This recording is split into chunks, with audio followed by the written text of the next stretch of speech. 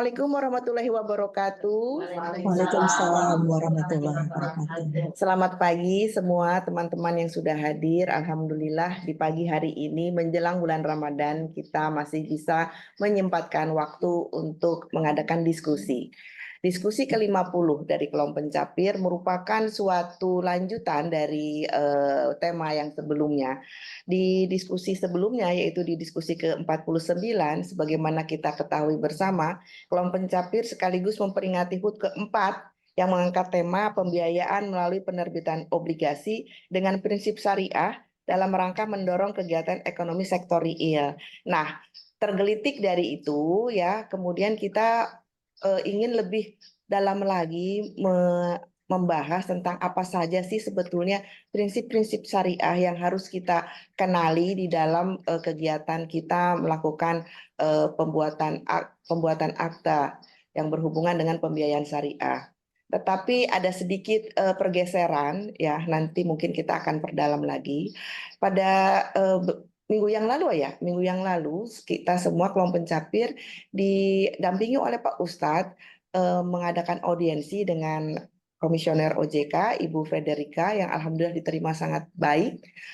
Pergeserannya itu bukan hanya bicara tentang obligasi syariah atau sukuk, tetapi kita juga masuk ke dalam ranah perjanjian bilateral yang mungkin lebih banyak ditangani oleh teman-teman di sini. Nah, karena beberapa hal memang harus juga kita luruskan ya perjanjian-perjanjiannya supaya tidak bingung mana sih antara syariah dengan konve. Nah, menarik sekali pembahasan kali ini. Oleh karenanya dengan senang kita hari ini menerima waktu dan kesempatan yang sudah diluangkan oleh dua narasumber kita, Pak Ustadz Azharuddin Latif dari Dewan Syariah Nasional dan sahabat kita tercinta Irma Devita yang selalu mau gitu mensupport teman-teman untuk mengupscale ilmunya. Nah, untuk lebih mengenal para narasumber kita dan juga bagaimana sih teknik ikut serta untuk Zoom ini, yuk kita lihat dulu bumper berikut ini.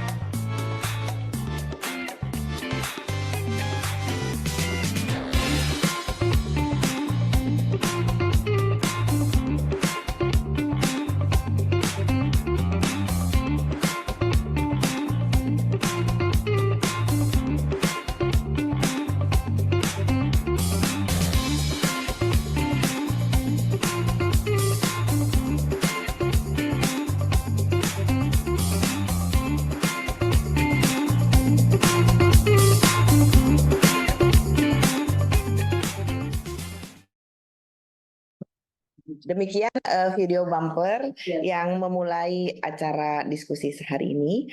Melanjutkan ya.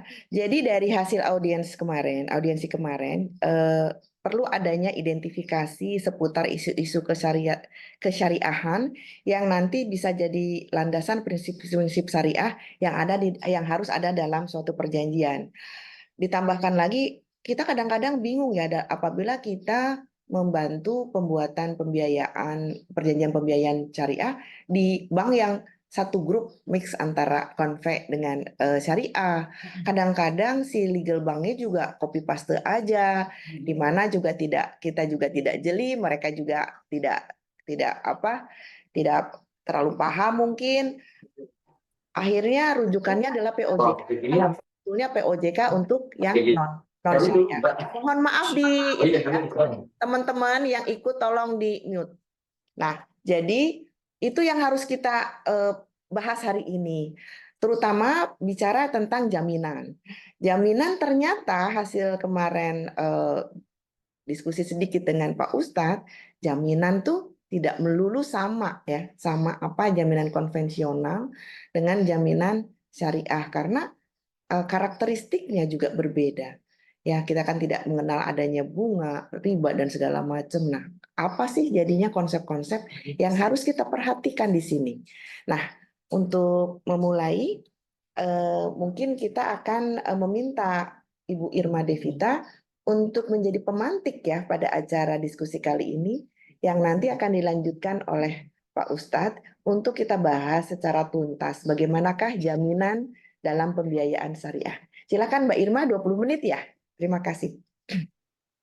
Terima kasih Mbak Dewi Tenti.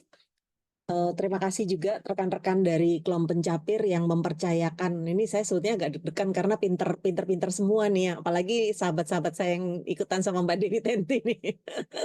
Mudah-mudahan ini bisa kita jadi bahan untuk pemantik yang nantinya pasti akan dikejar sama Pak Ustadz nih, Pak Azhar. Oke, saya mulai materi saya. Jika sudah dapat, bisa sambil dibuka atau bisa sambil lihat di dalam. Sudah bisa, Mbak. Makasih. Bisa ya? Oke. Jadi kalau kita berbicara tentang perbankan, sebenarnya apa sih yang membedakan antara penyaluran pembiayaan dengan penyaluran kredit? Jadi kalau kita bicara secara konsep pembiayaan, kalau misalkan kita bicara tentang perbankan, sudah jelas jatuhnya adalah kredit atau hutang. Jadi apapun yang diberikan, memang itu konsepnya selalu kita kembalikan kepada hutang, di mana hutang itu harus dibayar secara penuh ditambah dengan bunga. Nah, perhitungan yang seperti inilah yang digunakan di dalam perbankan konvensional, dan seperti yang tadi Mbak Dewi Tenti juga sampaikan, ada kadang-kadang kita satunya perbankan konvensional, satunya perbankan syariah. Nah, ketika kita akan melihat untuk kebetulan untuk perbankan syariah ini memang nggak terlalu banyak, artinya paling ada beberapa bank, sedangkan bank konvensional yang jauh lebih banyak jumlahnya. Sehingga kita banyak terbiasa sebelum adanya bank syariah di tahun 1990, banyak terbiasa menggunakan konsep-konsep bank secara konvensional. Nah, di dalam konsep bank konvensional, karena sifatnya dia adalah kredit atau pinjaman, maka kita akan membagi terhadap berbagai jenis pinjaman yang sifatnya jangka pendek dan diperbaharui dan tujuan dari pembiayaan itu sendiri. Apakah itu berupa modal kerja, ataukah itu berupa investasi.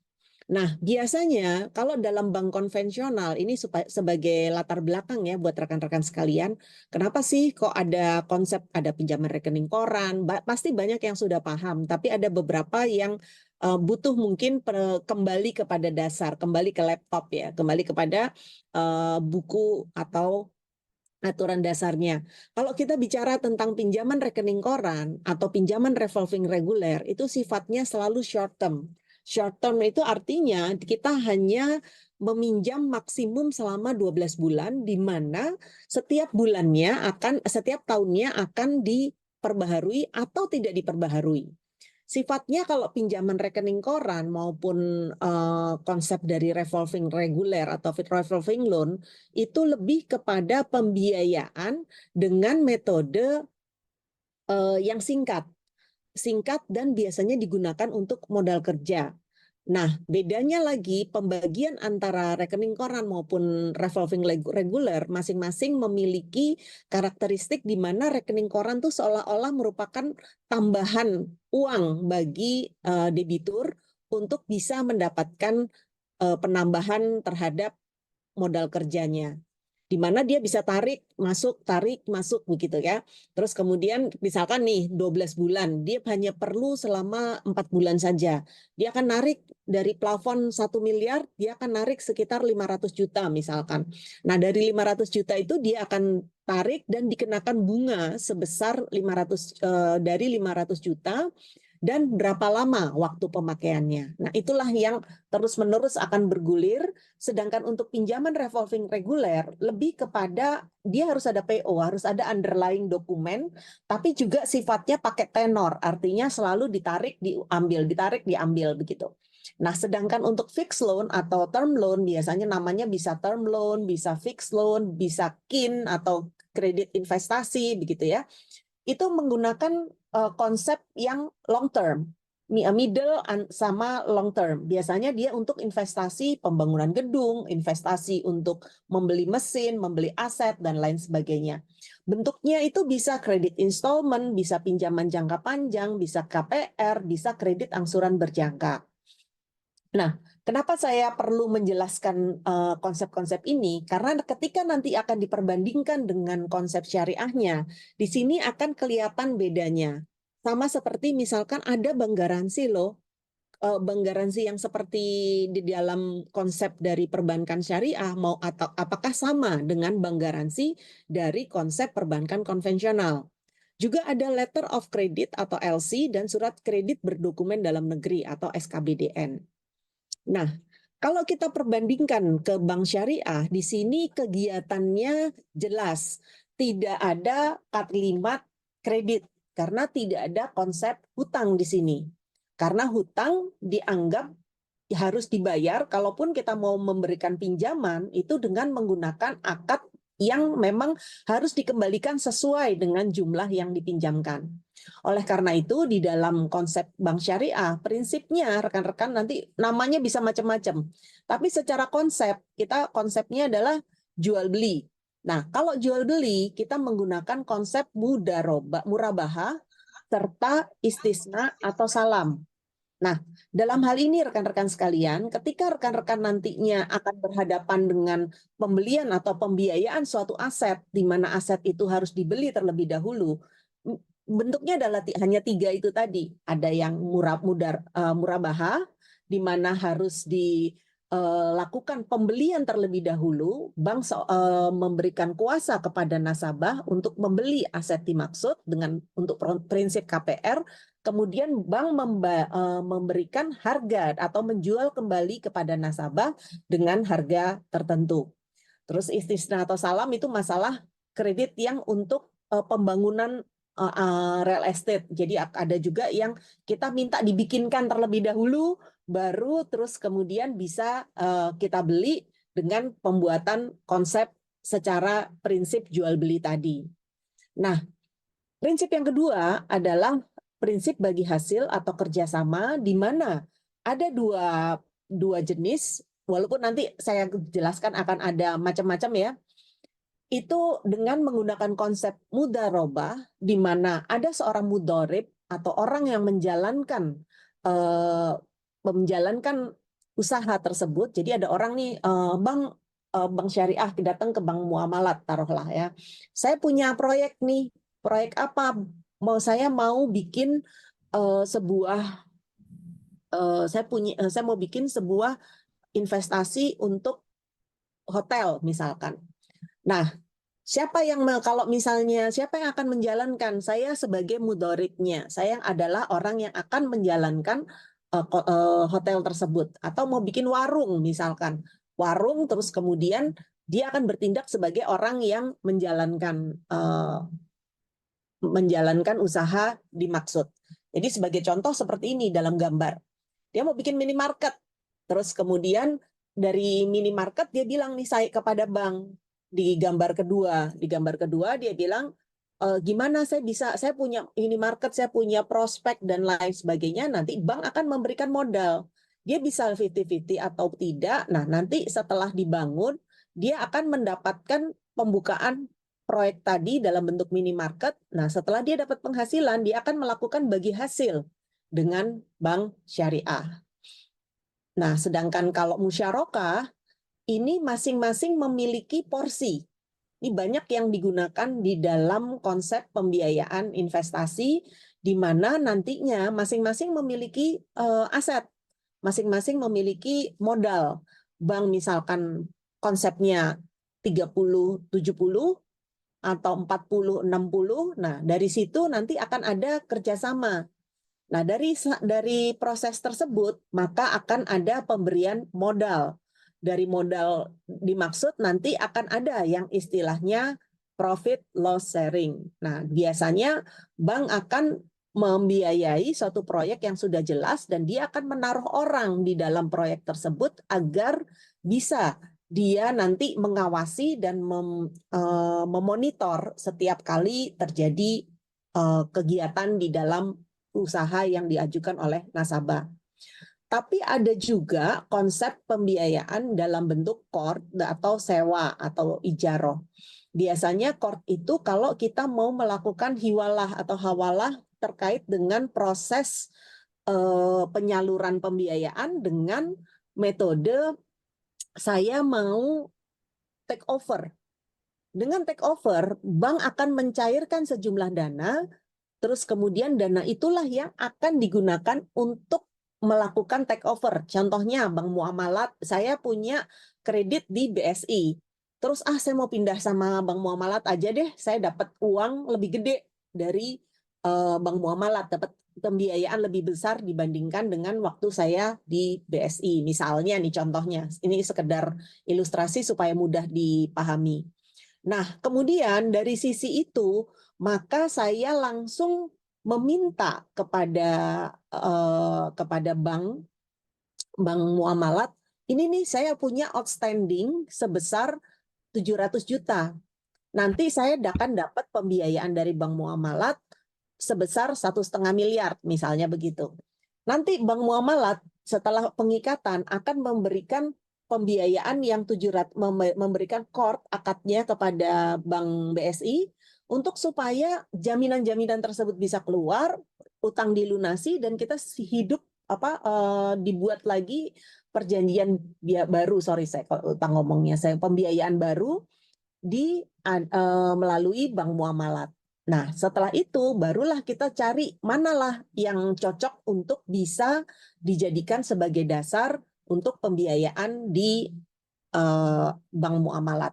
Apakah kita menggunakan rahan atau gadai, letter of credit untuk impor syariah, bank garansi syariah dengan prinsip kafalah. Nah, rekan-rekan sekalian, kalau kita bicara tentang pembiayaan kredit, walaupun ini ada di dalam semua jenis bank, baik itu kredit dalam bentuk konvensional maupun fasilitas pembiayaan dalam bentuk syariah. Di sini yang tipe-tipenya selalu ada single lender atau konsepnya bilateral antara bank syariah satu dengan nasabah.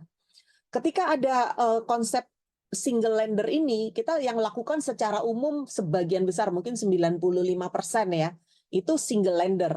Artinya antara satu nasabah, satu bank syariah. Tapi bisa terjadi kita membiayai dengan konsep multiple lender. Jadi bank syariahnya ini bergabung nih, BTN Syariah, BSI, dan kemudian Bank Muamalat, sama-sama membiayai sebagai contoh proyek pengurukan IKN, misalnya seperti itu ya. Nah, ketika dibiayai secara bersama-sama, kita akan menggunakan dua metode. Kita mau pakai metode mana nih? Apakah metode club deal? Club deal ini satu proyek dibiayai oleh beberapa kreditur atau beberapa bank, dalam hal ini bisa BNI Syariah, BSI ataukah muamalat ataukah BTPN Syariah misalnya. Walaupun gosipnya ini nanti sebentar lagi BTN Syariah akan bergabung dengan bank muamalat. Nah, ini tidak saling terkait antara mereka, tapi mereka memiliki satu jaminan yang sama, yaitu misalkan tanah dan bangunan yang ada di IKN, misalnya seperti itu, akan dipasang dengan hak tanggungan. Karena mereka tidak saling terkait, jadi mereka tidak ada yang namanya agen jaminan atau security agent. Nah, ketika mereka masing-masing memiliki jaminan, memiliki hak terhadap satu objek yang sama, itu kita tidak boleh lupa untuk memasukkan klausula cross collateral dan cross default. Karena ketika terjadi misalnya macet di bank muamalat, terus kemudian macet di bank BTPN, misalnya di BTPN Syariah, tapi lancar di BSI, itu mengakibatkan baik bank muamalat maupun BTPN Syariah tidak bisa mengeksekusi haknya. Nah, dengan demikian, maka kalimat cross collateral dan cross default itu harus selalu ada ketika ada pembiayaan, baik itu secara club deal maupun secara syndicated. Kalau syndicated itu lebih mudah karena dia ada agen jaminan, dia ada agen facility, dan juga ada arranger. Nah, dalam hal ini kalau syndicated bersama-sama membiayai satu proyek, di mana nanti akan ada leadernya atau ada agen jaminannya yang akan mengatur tentang pembiayaan di dalam satu konsep hak tanggungan tadi. Nah, rekan-rekan, ketika kita berbicara tentang club deal, otomatis di sini club deal tersebut akan berkaitan dengan pembiayaan. Sorry, mati nggak ya di situ? Enggak, tetap ada. Tetap ada ya, oke. Cuman hilang itunya. Gambarnya, oke. Nah, terus kemudian ketika bersama-sama, ketika kita berbicara tentang syariah, nantinya ada kemungkinan kita melakukan pembiayaan secara bersama-sama, tapi kalau dalam syndicated tidak mungkin ada syariah ataukah bersindikasi dengan syariah ataukah dengan konvensional. Tapi biasanya mereka akan menggunakan konsep club deal atau bilateral plus syndicated. Itu yang mungkin terjadi di dalam praktek. Dan itu akan berkembang ketika memang akan ada pembiayaan yang bersama-sama antara konvensional dengan syariah. Karena ada juga beberapa bank yang masih punyanya UUS atau unit usaha syariah, di mana unit usaha syariah itu membiayai untuk objek atau barang yang lain, dan sedangkan untuk yang konvensional untuk barang yang lain lagi. Nah, dalam hal ini, ketika kita berbicara tentang akad syariah versus akad konvensional, prinsip tadi yang seperti yang tadi di awal saya sampaikan, tidak ada konsep hutang. Sehingga ketika kita akan berbicara tentang pembuatan akad-akadnya, tidak ada namanya istilahnya hutang. Karena entah itu kita sebagai pembeli, entah itu kita sebagai nasabah sebagai pembeli, ataukah nasabah sebagai mudhorib, ataukah nasabah sebagai pemilik barang. Nah, ini akan menarik ketika dikaitkan dengan fidusia. Fidusia ini barangnya katanya punyanya nasabah. Katanya punyanya nasabah, tapi kepemilikannya diserahkan kepada bank. Tapi dalam bank itu sendiri kok bisa membebani fidusia kalau memang itu punyanya bank. Nah, ini akan menjadi menarik dan itu akan berkembang nanti di dalam diskusi. Tapi ketika kita berbicara tentang prinsip dasar atau konsep dasar, maka kita akan menggunakan konsep akad syariah, baik itu kerjasama maupun jual beli. Di mana syarat akadnya juga sama dengan pasal 2 kompilasi hukum ekonomi syariah, dengan 1320, yaitu cakap, sepakat, hal tertentu sebab yang halal. Nah, ini yang kita tetap nggak usah bingung, karena ini akan berkaitan pula dengan masalah jaminan. Nah, dalam hal ini memang ada sedikit dilematis ya ketika kita berbicara tentang jaminan di dalam sebuah akad syariah. Karena lembaganya, tetap lembaga jaminan yang digunakan adalah lembaga jaminan yang bersumber kepada hukum konvensional, hukum jaminan yang sifatnya terpisah dari hukum syariah. Nah, ini larangan dalam perjanjian konvensional secara umum tidak boleh melanggar undang-undang, ketertiban umum, dan kesusilaan. Sedangkan untuk akad syariah yang tidak boleh dilanggar, gampang aja. Kita ngomongnya maghrib, maisir, goror, riba, dan batil. Di mana akad syariah itu nantinya akan membagi terhadap akad tabarru, mana itu berupa akad kebajikan, seperti yang tadi saya bilang, qard. Kita boleh nih ngutangin orang untuk atau minjamkan memberikan pembiayaan terhadap misalnya mau ngawinin anak begitu ya. Kan kalau di dalam konvensional itu sifatnya adalah untuk pembiayaan multiguna, kredit multiguna. Tapi kalau misalnya di dalam konsep dari akad syariah, pemberian pembiayaan yang tidak boleh dalam tanda kutip dilebihkan, itu adalah akad-akad tabarru. Dia hanya merupakan akad jembatan seperti qard tadi. Dia jembatan menjembatani proses take over dari sebuah bank kepada pembiayaan yang akan dilanjutkan dengan pembiayaan yang berbeda. Nanti di banknya yang sudah di take over dari tadi Bank BSI, kemudian dari BSI Syariah di take over oleh Bank Muamalat, nanti di dalam muamalat selain akad qard untuk melakukan pelunasan ataukah take over dari BSI Syariah, nanti akan ada akad lain yang sifatnya harus tijaroh atau akad perniagaan, di mana syarat formal akad akan ditentukan dan disesuaikan dengan hukum positif untuk jaminannya. Jadi secara umum rekan-rekan sekalian, kalau misalnya tadi apa sih tijaroh, kok ada tijaroh, ada tabaru. Nah, rekan-rekan yang sudah terbiasa dengan bank syariah pastinya juga sudah paham bahwa yang kita bicara tentang tabaru ini penting nggak penting gitu. Walaupun secara pembiayaan syariah dia tidak memiliki kewajiban untuk kita masukkan ke dalam sebuah keuntungan, tapi dengan adanya akad tabarru ini, dia dapat melakukan proses akad tijarohnya. Jadi gini, biar nggak bingung, misalnya gini, saya sama Mbak Dewi Tenti akan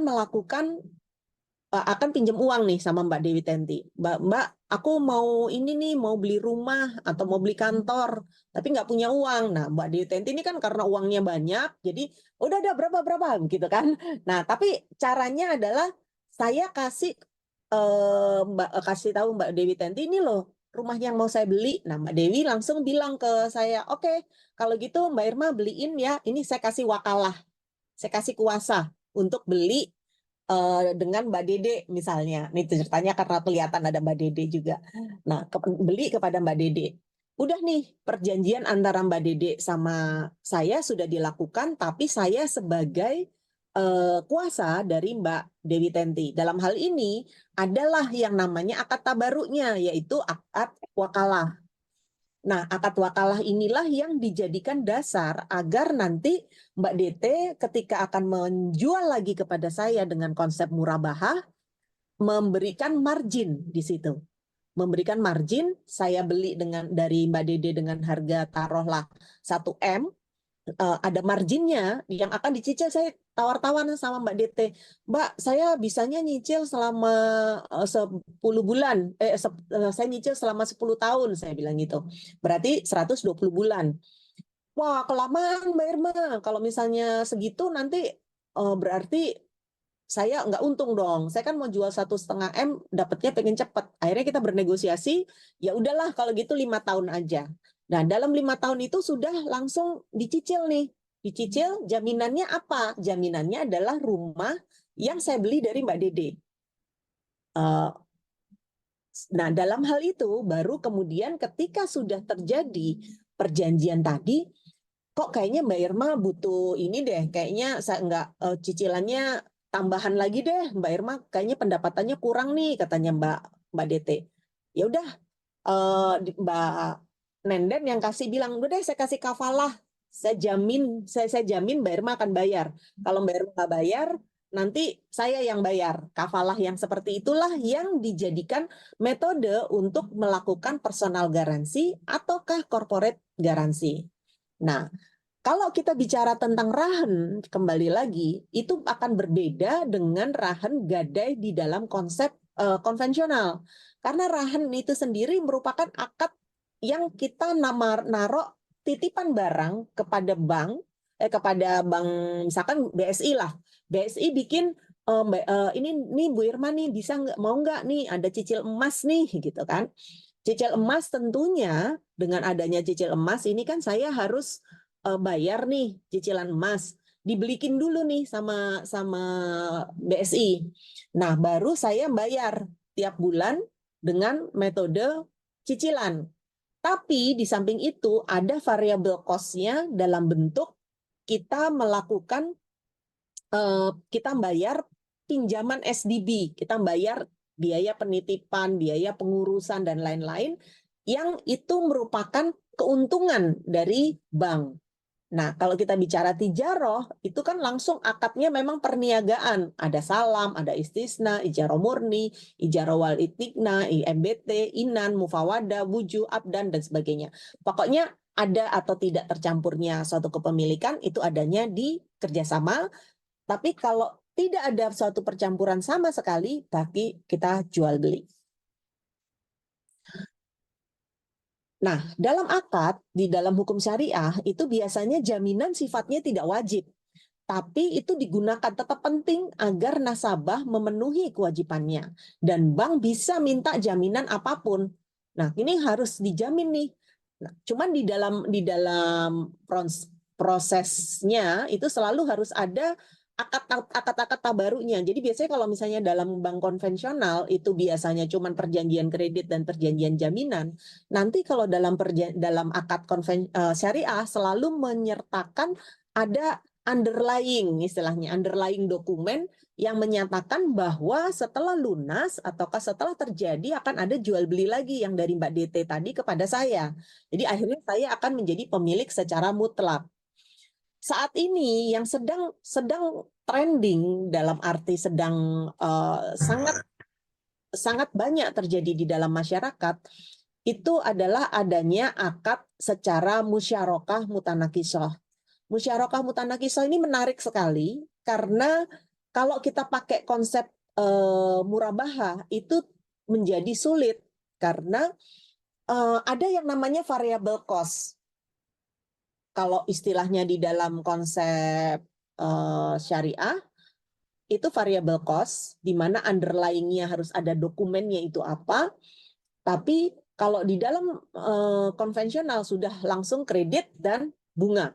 Jadi di dalam konsep syariah, seperti tadi, ini kita balik lagi nih sekarang. Saya mau membeli sebuah rumah ya. Saya mau membeli sebuah rumah, tapi saya nggak punya uang banyak nih dalam hal ini. Saya nggak punya uang banyak, jadi saya bilang sama Mbak DT tadi, kalau tadi kan Mbak DT ngasih kuasa kepada saya untuk melakukan pembelian dengan konsep murabahah kepada Mbak Dede, begitu ya. Nah sekarang beda, saya sama Mbak DT bilang, Mbak saya mau beli rumah nih Mbak, tapi saya nggak punya uang, harga rumahnya 1 miliar misalkan. Terus saya bilang sama Mbak DT, Mbak bisa nggak kita joinan? Saya cuma punya 300 juta. Oke deh Mbak Irma, nggak apa-apa deh, nanti saya bayarin yang 700. Nah, saya beli rumah nih ceritanya di Cempaka Putih. Mbak DT ini adalah sebagai bank syariah. Terus kemudian bagaimana caranya saya untuk bisa memiliki rumah itu secara utuh? Pertama-tama tentunya saya akan bilang sama Mbak DT, Mbak yang 30 kan uang saya.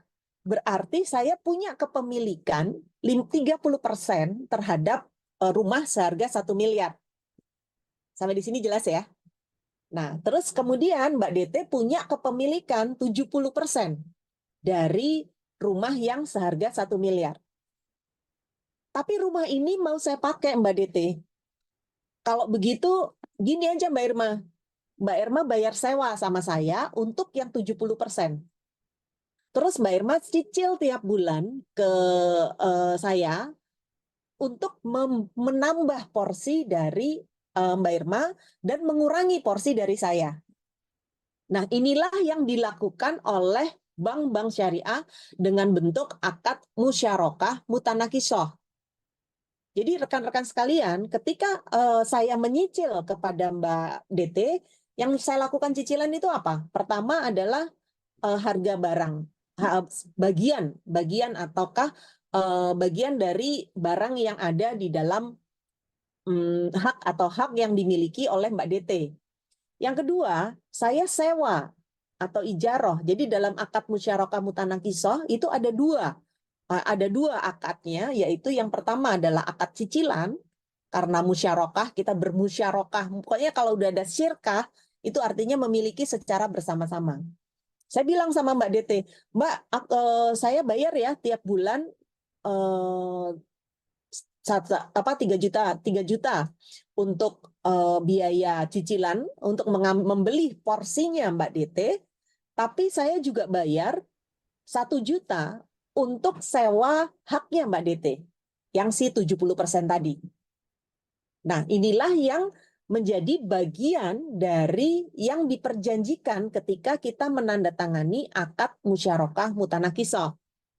Nah, ketika semua cicilannya sejumlah 700 juta itu sudah terpenuhi, ada peralihan kepemilikan dari Mbak DT, karena Mbak DT berarti kan udah habis nih haknya, setelah sekian tahun diperjanjikan udah habis haknya, itu kepemilikannya secara 100% sudah menjadi punya saya. Dan itulah yang dijadikan sebagai pelunasan dari kewajiban saya kepada bank syariah, dalam hal ini Mbak DT, begitu. Nanti kita diskusi lebih lanjut ya, karena ini memang kita memasukkan dulu konsep-konsepnya dulu, karena ini yang paling sering rekan-rekan sekalian ada. Jadi kalau misalnya rekan-rekan memahami konsep musyarakah mutanakisoh, ini yang paling sering dibawakan dan dijadikan sebagai landasan untuk memberikan penyaluran pembiayaan, karena ini paling mudah untuk menetapkan variabel cost-nya. Yang paling sulit ketika kita masuk dengan konsep murabaha, bank syariah itu kan tidak boleh melakukan pembiayaan tanpa adanya underlying dokumen. Nah, dalam hal ini yang akan dijadikan sebagai konsep pembiayaan yang lebih mudah dan ada variabel cost-nya. Jadi rekan-rekan sekalian, ketika rekan-rekan melihat sebuah akad dalam konsep syariah, itu terbagi hanya ada 3, yaitu konsepnya adalah funding atau pembiayaan, di mana konsepnya bisa dilakukan melalui konsep titipan atau wadiah. Kalau wadiah itu betul-betul dititipin, yaitu contoh produknya giro tabungan. Kalau namanya juga cuma dititipin, ya dipegang aja, kayak kita SDB begitu ya, dipegang aja gitu kan, tidak ada, atau disimpan aja, tidak ada dikelola. Tapi kalau sifatnya saya titip ya ke bank syariah, tapi itu boleh untuk bank syariah mendapatkan keuntungan, yaitu bank syariah dalam hal ini selaku mudorib, ini istilah-istilah aja, atau penerima titipan, dia boleh membuat disalurkan ke dalam pembiayaan, nanti dapat pembiayaan, dapat bagi hasilnya dibagiin lagi kepada nasabah yang memiliki titipan tadi begitu, dan dalam bentuknya juga bisa deposito atau tabungan. Nah, kalau konsepnya dia adalah pembiayaan terhadap suatu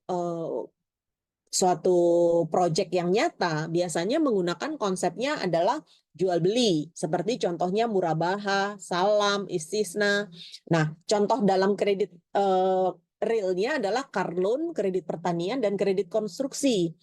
Atau bisa juga menggunakan konsep ijaroh mutamhiyah bitamlik. Nah, ijaroh mutamhiyah bitamlik ini yang paling sering ada juga di selain MMQ. Jadi yang sekarang lagi ngehits lah istilahnya. Nanti Pak Ustadz bisa menjelaskan lebih baik. Contohnya adalah car leasing.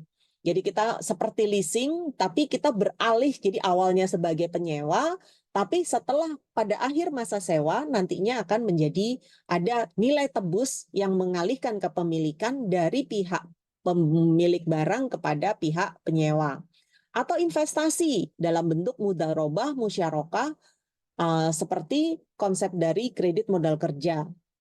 Sedangkan untuk pelengkap lainnya bisa hawalah, rahen, qard, wakalah, kafalah, di mana konsepnya bisa factoring, gadai, overdraft, LC, atau bank garansi.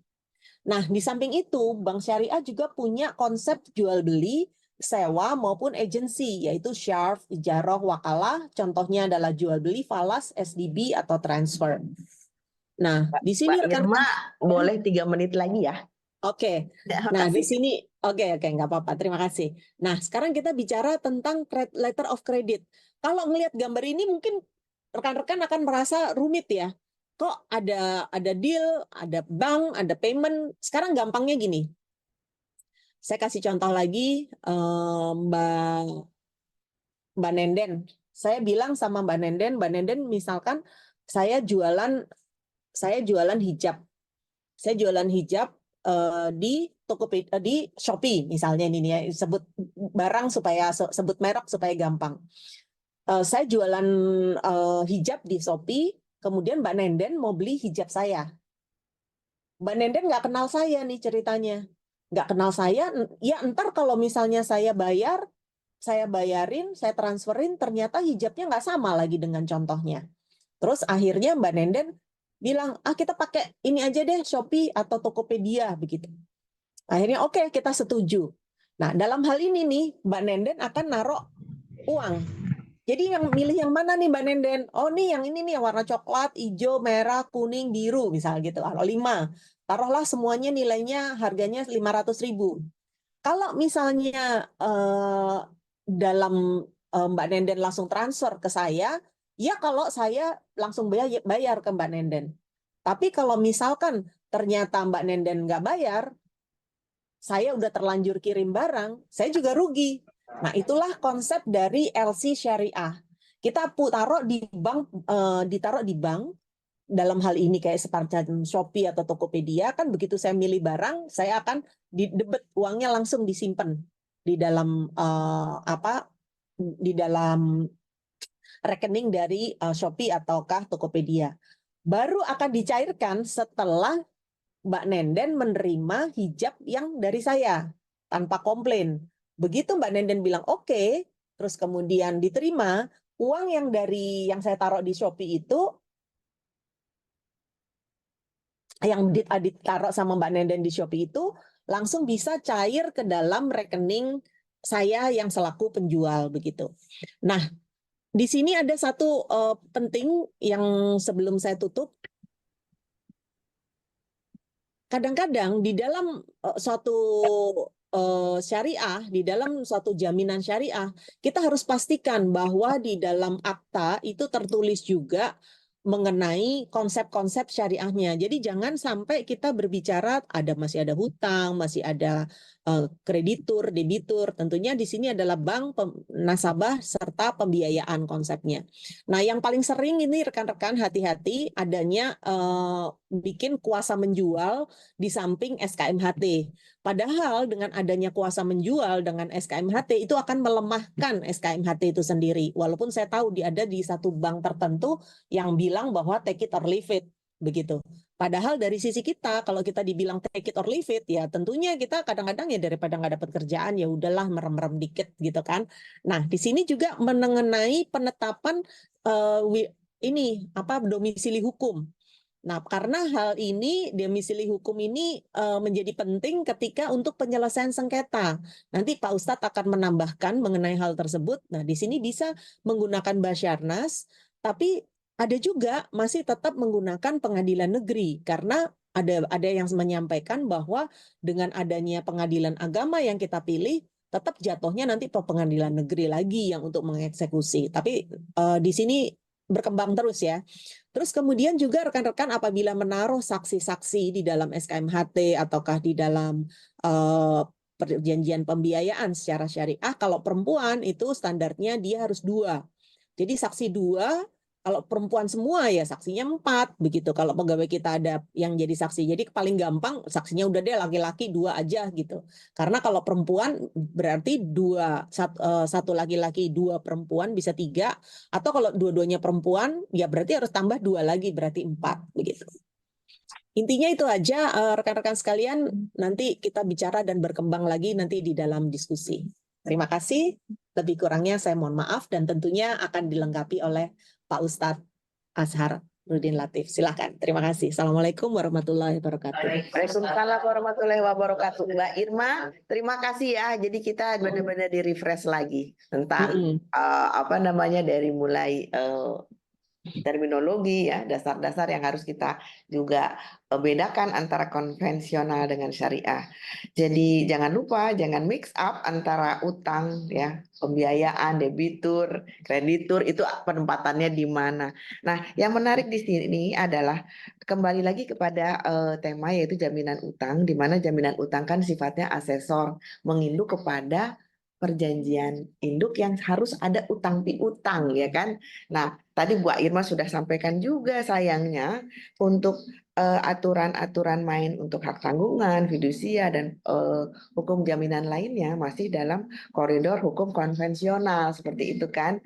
Nah, mungkin di sini yang bisa dikembangkan oleh Pak Ustadz, bagaimana kiranya kita harus sedikit memberikan masukan atau menuangkan ke dalam akte yang kita susun jaminan utang untuk jaminannya juga bukan jaminan utang, saya salah, jaminan pembiayaan syariah seperti itu supaya akhirnya koridornya tidak mix up dengan koridor konvensional. Ya, terutama misalnya gini kayak tadi Mbak Irma bilang, pengakuan utang, namanya aja udah pengakuan utang, jadi gimana dong gitu kan? Nah, ya jadi dari mulai terminologi terima kasih sekali, kita memang sudah dari awal harus diingetin, jangan sampai kita cross gitu kan. Oke Pak Ustadz Azhar, silahkan kami dicerahkan untuk hal jaminan ini. Terima kasih.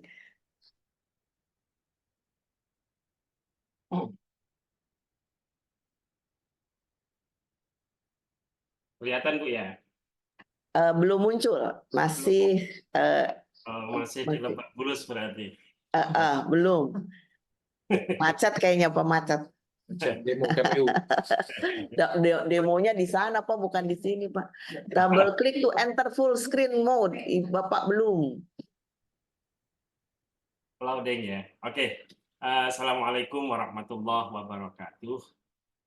Bismillahirrahmanirrahim. Alhamdulillahirabbil alamin. Wassalatu wassalamu ala asrofil anbiya'i wal mursalin.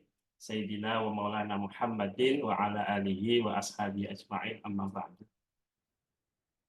Halo Bu, kedengaran ya? Kedengeran Pak. Oh, ini kok.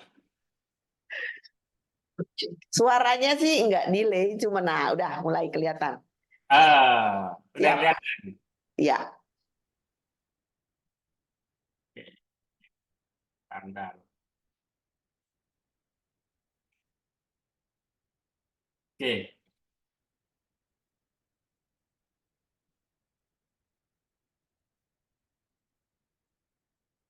Kelihatan ya Bu ya?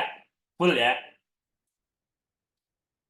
Oke, selamat pagi menjelang sore dan salam sejahtera untuk kita semuanya. Terima kasih teman-teman dari kelompok pencabir yang saya hormati, Ibu Dewi Tenti, Septia Artianti yang saya hormati, Bu Irma Devita yang saya hormati, segenap pengurus ya kelompok pencabir, Bapak Ibu hadirin sekalian yang hadir dalam diskusi yang sangat menarik dan sangat menginspirasi kita semuanya.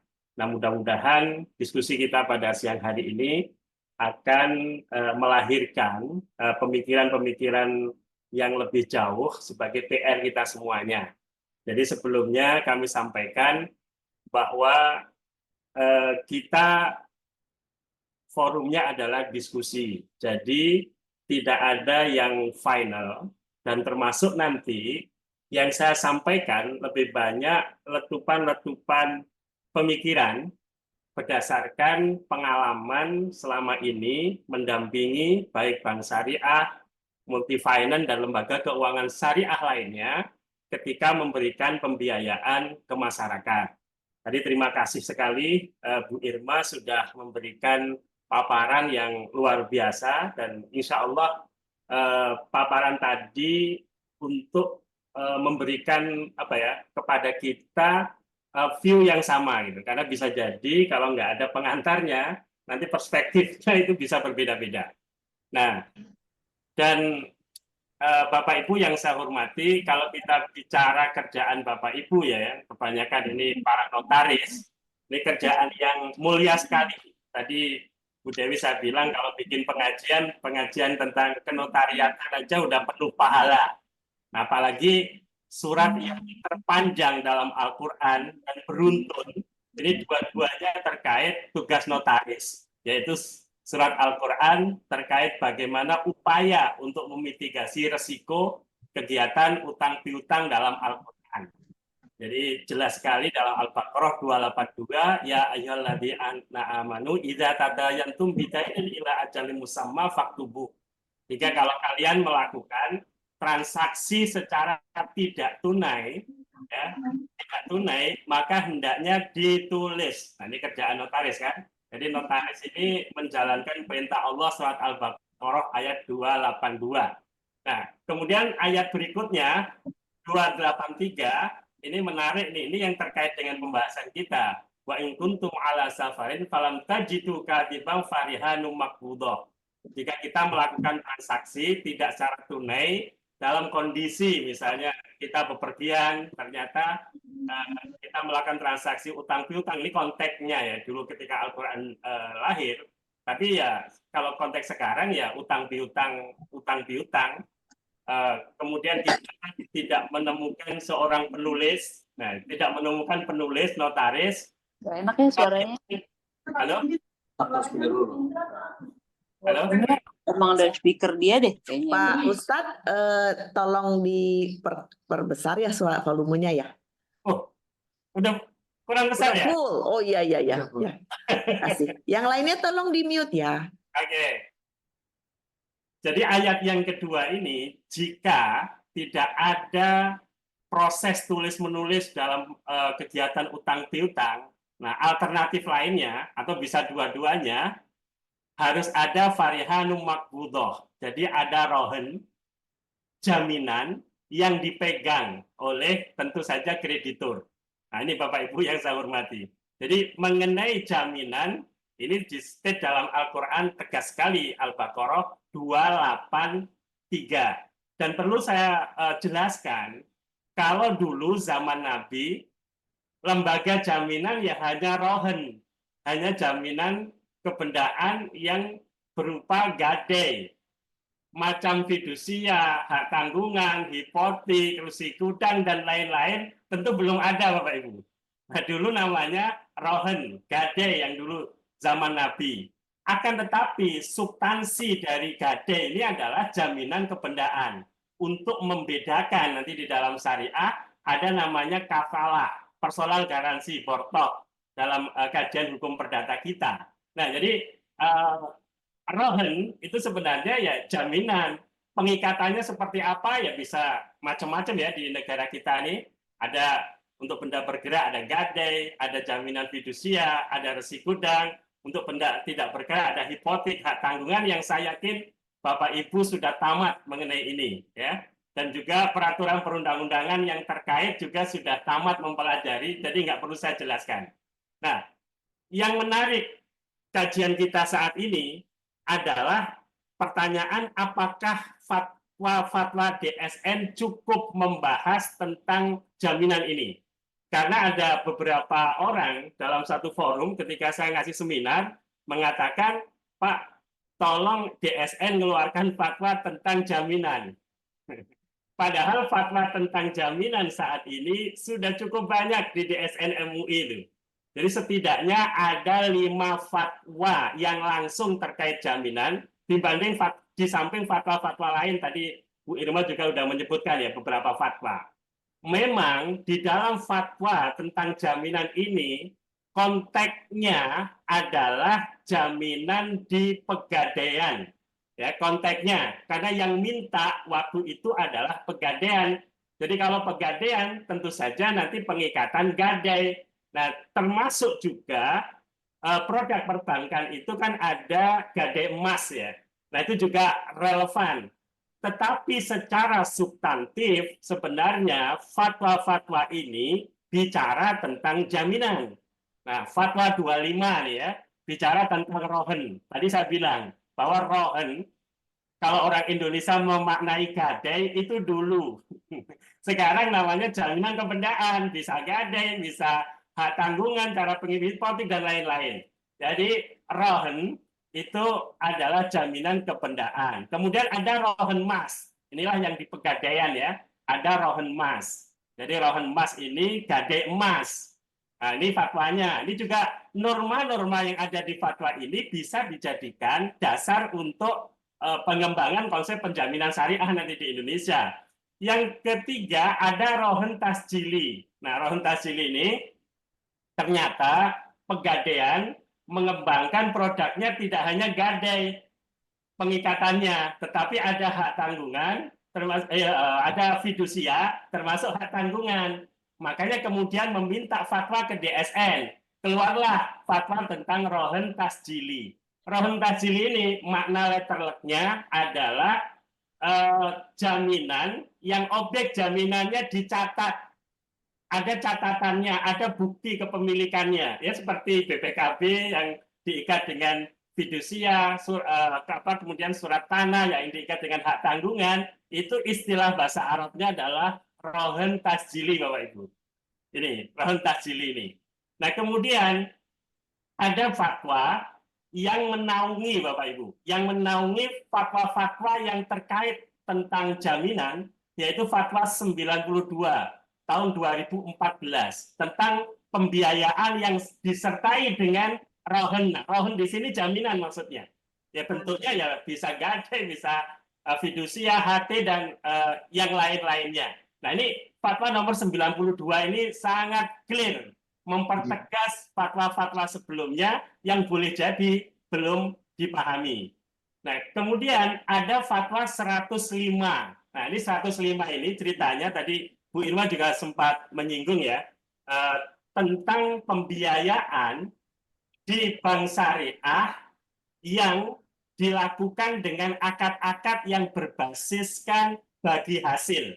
Jadi kalau akad-akad yang berbasiskan bagi hasil, kayak musyarakah, mudharabah, prinsip dasarnya adalah trust, amanah. Sehingga kalau percaya, atas dasar kepercayaan, tentu kalau ada jaminan ini paradok, bertentangan. Prinsip akarnya amanah, kemitraan, kok minta jaminan. Nah, tetapi DSN MUI pada fatwa-fatwa sebelumnya itu membolehkan adanya jaminan hanya untuk mitigasi peluang terjadinya moral hazard. Nah, jadi bukan sebagai jaminan atas hubungan utang piutang. Nah, namun demikian yang menarik adalah fatwa 105 ini dimungkinkan pihak yang menerima pembiayaan, bahasa syariahnya itu kalau mudharabah mudharib, ya, yang membisniskan uang bank atau syarik mitra bank dalam bisnis yang dua-duanya bermodal, itu dimungkinkan untuk memberikan jaminan pengembalian pokok modal. Nah, ini menarik nih. Jadi kalau prinsip dasarnya mudharabah itu profit and loss sharing, ya kalau rugi dibagi, gitu ya. Kalau untung juga dibagi. Tetapi fatwa 105 ini sangat memungkinkan untuk mitigasi risiko. Kemudian pihak mudharibnya bilang, oke, nanti kalau usahanya rugi, minimal pokok pembiayaan balik. Kalau keuntungan memang nggak boleh dijamin, tapi pokok pembiayaan balik. Nah, atas dasar inilah setelah adanya pernyataan jaminan pengembalian pokok mudharabah, maka muncullah nih Bapak Ibu istilah dalam syariah itu dain. Udah selesai. Muncul Belum selesai tapi udah ngajar. Halo? Kedengaran Bu? Kedengaran Pak, ini ada yang bocor, maaf ya. Ibu Intan ditutup dong.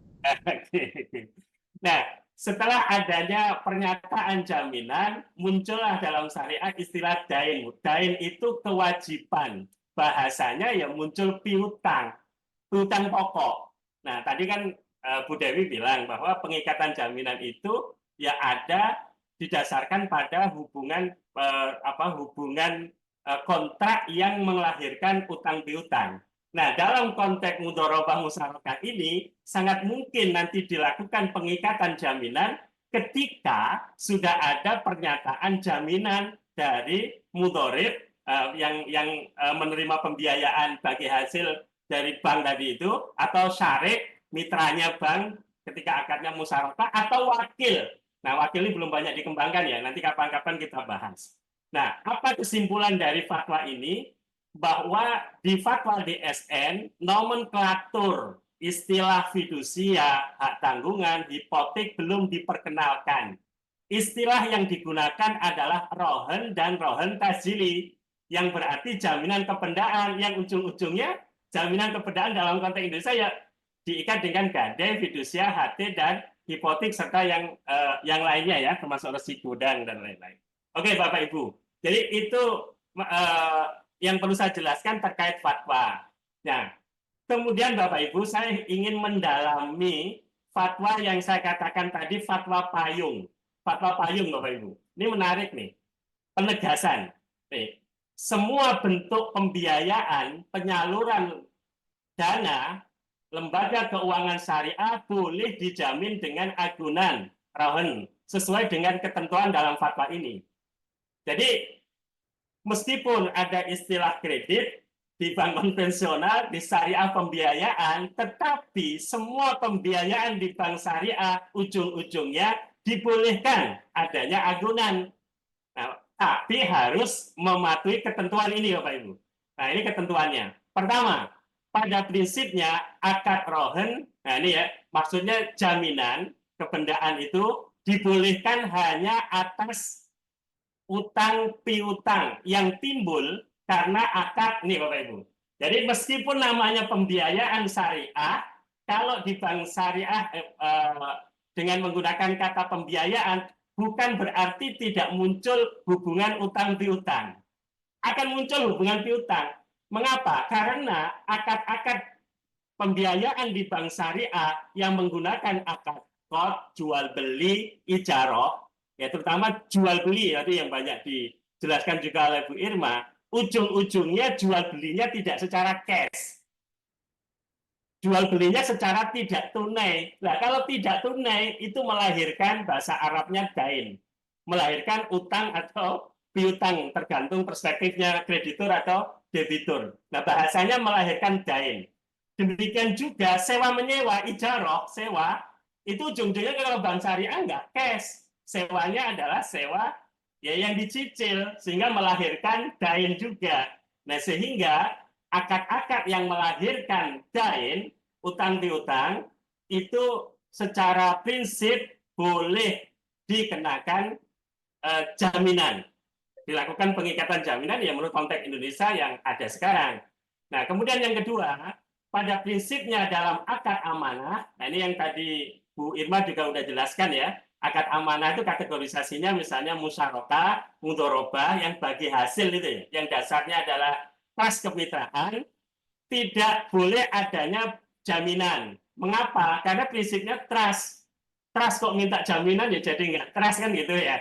Namun agar pemegang amanah tidak melakukan penyimpangan perilaku moral hazard, lembaga keuangan syariah boleh meminta barang jaminan dari pemegang amanah, antara lain syarik, mudharib, mustajir, atau pihak ketiga. Nah, Bapak Ibu yang saya hormati, atas dasar pernyataan ini, saya mencoba yang di samping sebelah kanan ini membuat kategorisasi, Bapak Ibu.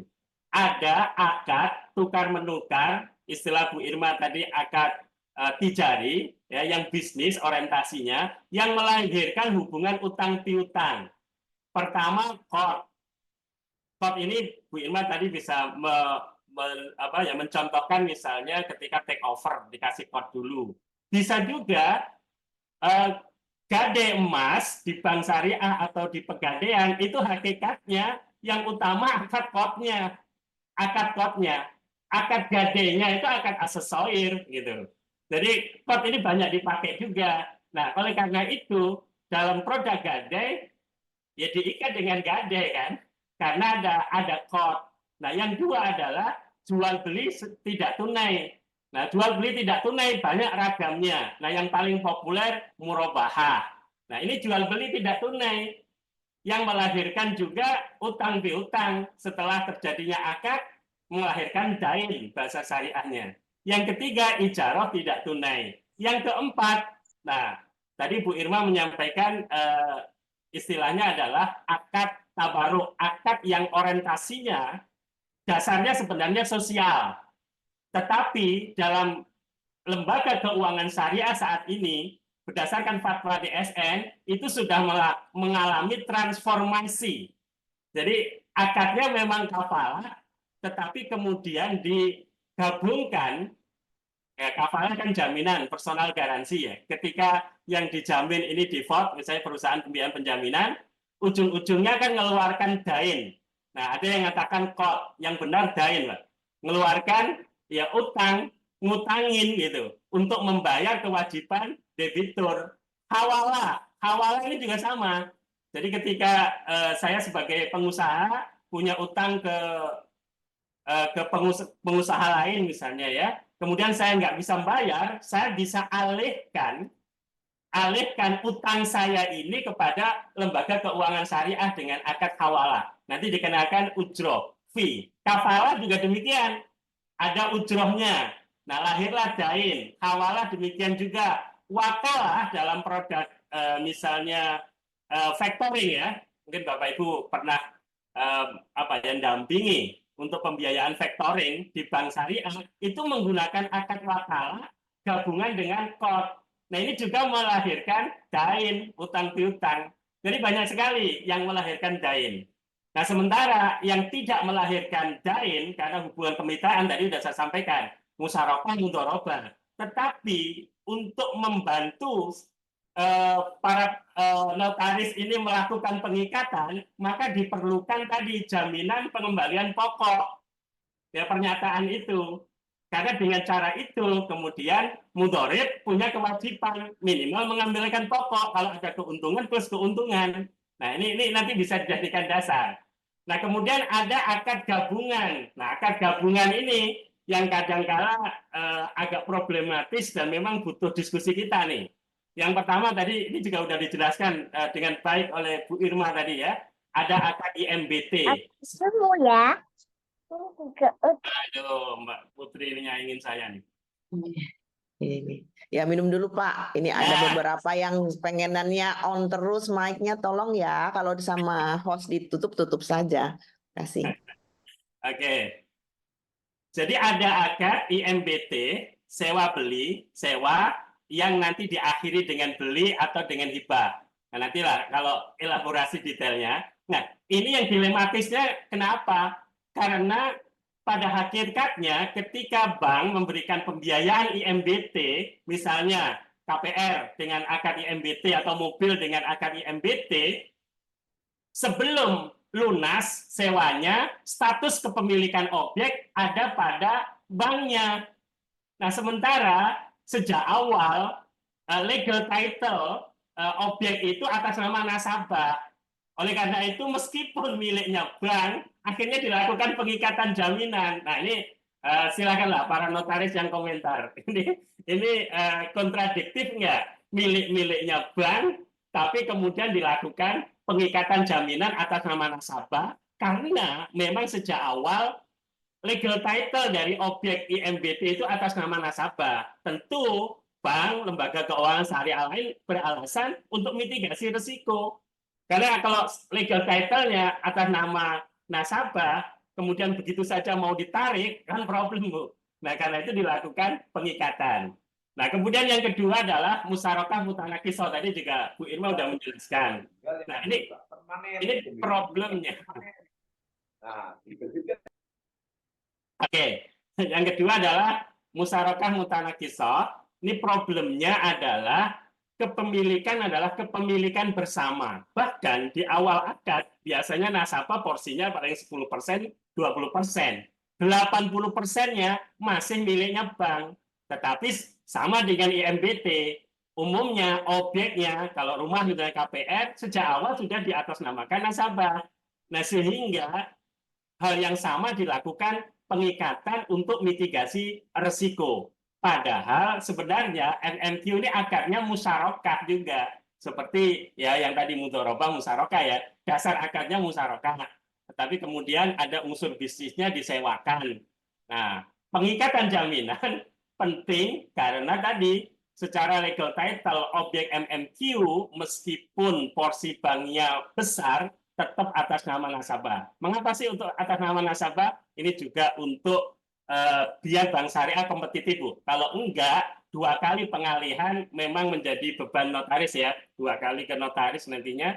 Tetapi itu akan costly dari sisi biaya-biaya termasuk perpajakan. Nah, sehingga selama ini meskipun kepemilikan masih milik bank, baik yang fully milik bank seperti IMBT atau parts ya, sebagian besarnya milik bank, tetap diatasnamakan nasabah. Nah, inilah yang menarik sebenarnya nanti perlu kita dalami lagi gitu ya.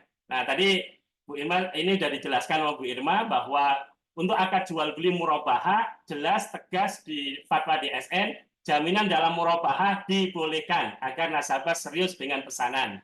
Mudharabah musyarakah seperti tadi sudah saya jelaskan, prinsipnya nggak ada jaminan karena sifatnya trust. Oke. Terus ini Bapak Ibu nanti silakan dibaca fatwa 105. Ini yang menarik tadi tentang jaminan ya, pengembalian pokok akad mudharabah musyarakah. Tadi sudah saya jelaskan ini detailnya. Nah, kemudian Bapak Ibu, ini beberapa persoalan ketika implementasi. Yang pertama, kita tahu bahwa berbagai peraturan perundang-undangan tentang pengikatan jaminan tidak mengatur aspek syariah. Karena memang usianya sudah sepuh, sudah tua sebelum syariah berkembang. Makanya paradigma yang dikembangkan adalah ya paradigma utang piutang konvensional yang belum mengakomodir ada beberapa akad yang memang tidak melahirkan utang piutang. Nah, yang kedua, dalam melakukan pengikatan jaminan, ya otoritas kan biasanya menyiapkan formulir standar ya, yang masih menggunakan istilah-istilah konvensional ya, pelunasan utang, perjanjian utang piutang, pengakuan utang, debitur dan lain-lain. Nah, ini yang problem di lapangan. Pernah mahasiswa yang saya bimbing skripsi ya mencoba membaca beberapa dokumen pengikatan jaminan, ada yang plek-ketiplek seperti konven, tapi ada juga yang sudah dielaborasi istilahnya menyesuaikan syariah. Nah, kalau nggak salah pas COVID ya, waktu itu Pak Doktor siapa itu Pak Aji ya yang Surabaya ya, notaris ya, yang waktu diskusi juga Habib Aji Habib Aji yang kemarin ketemu, ya. Iya betul Bu. Waktu itu bilang di dalam seminar bahwa dalam praktek ketika dilakukan pengubahan istilah ada yang dipersoalkan ketika didaftarkan Bu. Ya, ketika didaftarkan ada dipersoalkan, ditolak, diminta kembalikan istilah konven. Nah, sementara beberapa dokumen yang saya peroleh ya yang sudah dilakukan juga oleh teman-teman notaris, adanya penyesuaian istilah, nggak ada problem. Artinya, ini di kantor-kantor pendaftaran fidusia ataupun hak tanggungan, belum adanya keselarasan. Inilah mungkin Bu Dewi, nanti kalau kita diskusi dengan Direktorat AHU, Bu, di antaranya yang perlu kita sinkronisasi kebijakannya seperti ini, Bu. Biar nanti teman-teman nggak ragu ketika mau melakukan adaptasi istilah-istilah syariah dalam konteks pembuatan perjanjian pengikatan jaminan gitu. Nah, yang ketiga tadi sudah saya jelaskan bahwa tidak semua produk di lembaga keuangan syariah melahirkan hubungan utang piutang ya. Oke, murabahah salah, tetapi ada yang melahirkan hubungan partnership, trust, amanah. Nih kesimpulannya Bu, tadi sudah banyak saya jelaskan. Yang keempat, tadi juga sudah saya jelaskan, bahwa dalam akad IMBT dan MMQ yang bersifat hybrid, di situ ada akad pertukaran dan juga ada akad amanah trust tadi. Di mana kepemilikan objek masih di LKS IMBT, kepemilikan bersama untuk MMQ, namun sejak awal pembiayaan sudah diikat jaminan atas nama nasabah. Ini tadi sudah banyak saya. Nah, yang kelima, ini yang juga sampai sekarang belum ada solusi, tapi kita mencoba mengikuti paradigma konven ya. Jadi begini, pengikatan jaminan pada waad pembiayaan dengan skema line facility di perbankan syariah. Sebenarnya ketika perjanjian line facilities itu belum terjadi akad, itu baru janji. Nah, tetapi istilah yang digunakan teman-teman perjanjian plafon, padahal belum perjanjian itu. Itu baru janji. Nah, pertanyaannya, kalau menggunakan terminologi janji para pihak gitu ya, nah apakah bisa dijadikan dasar pengikatan atau tidak?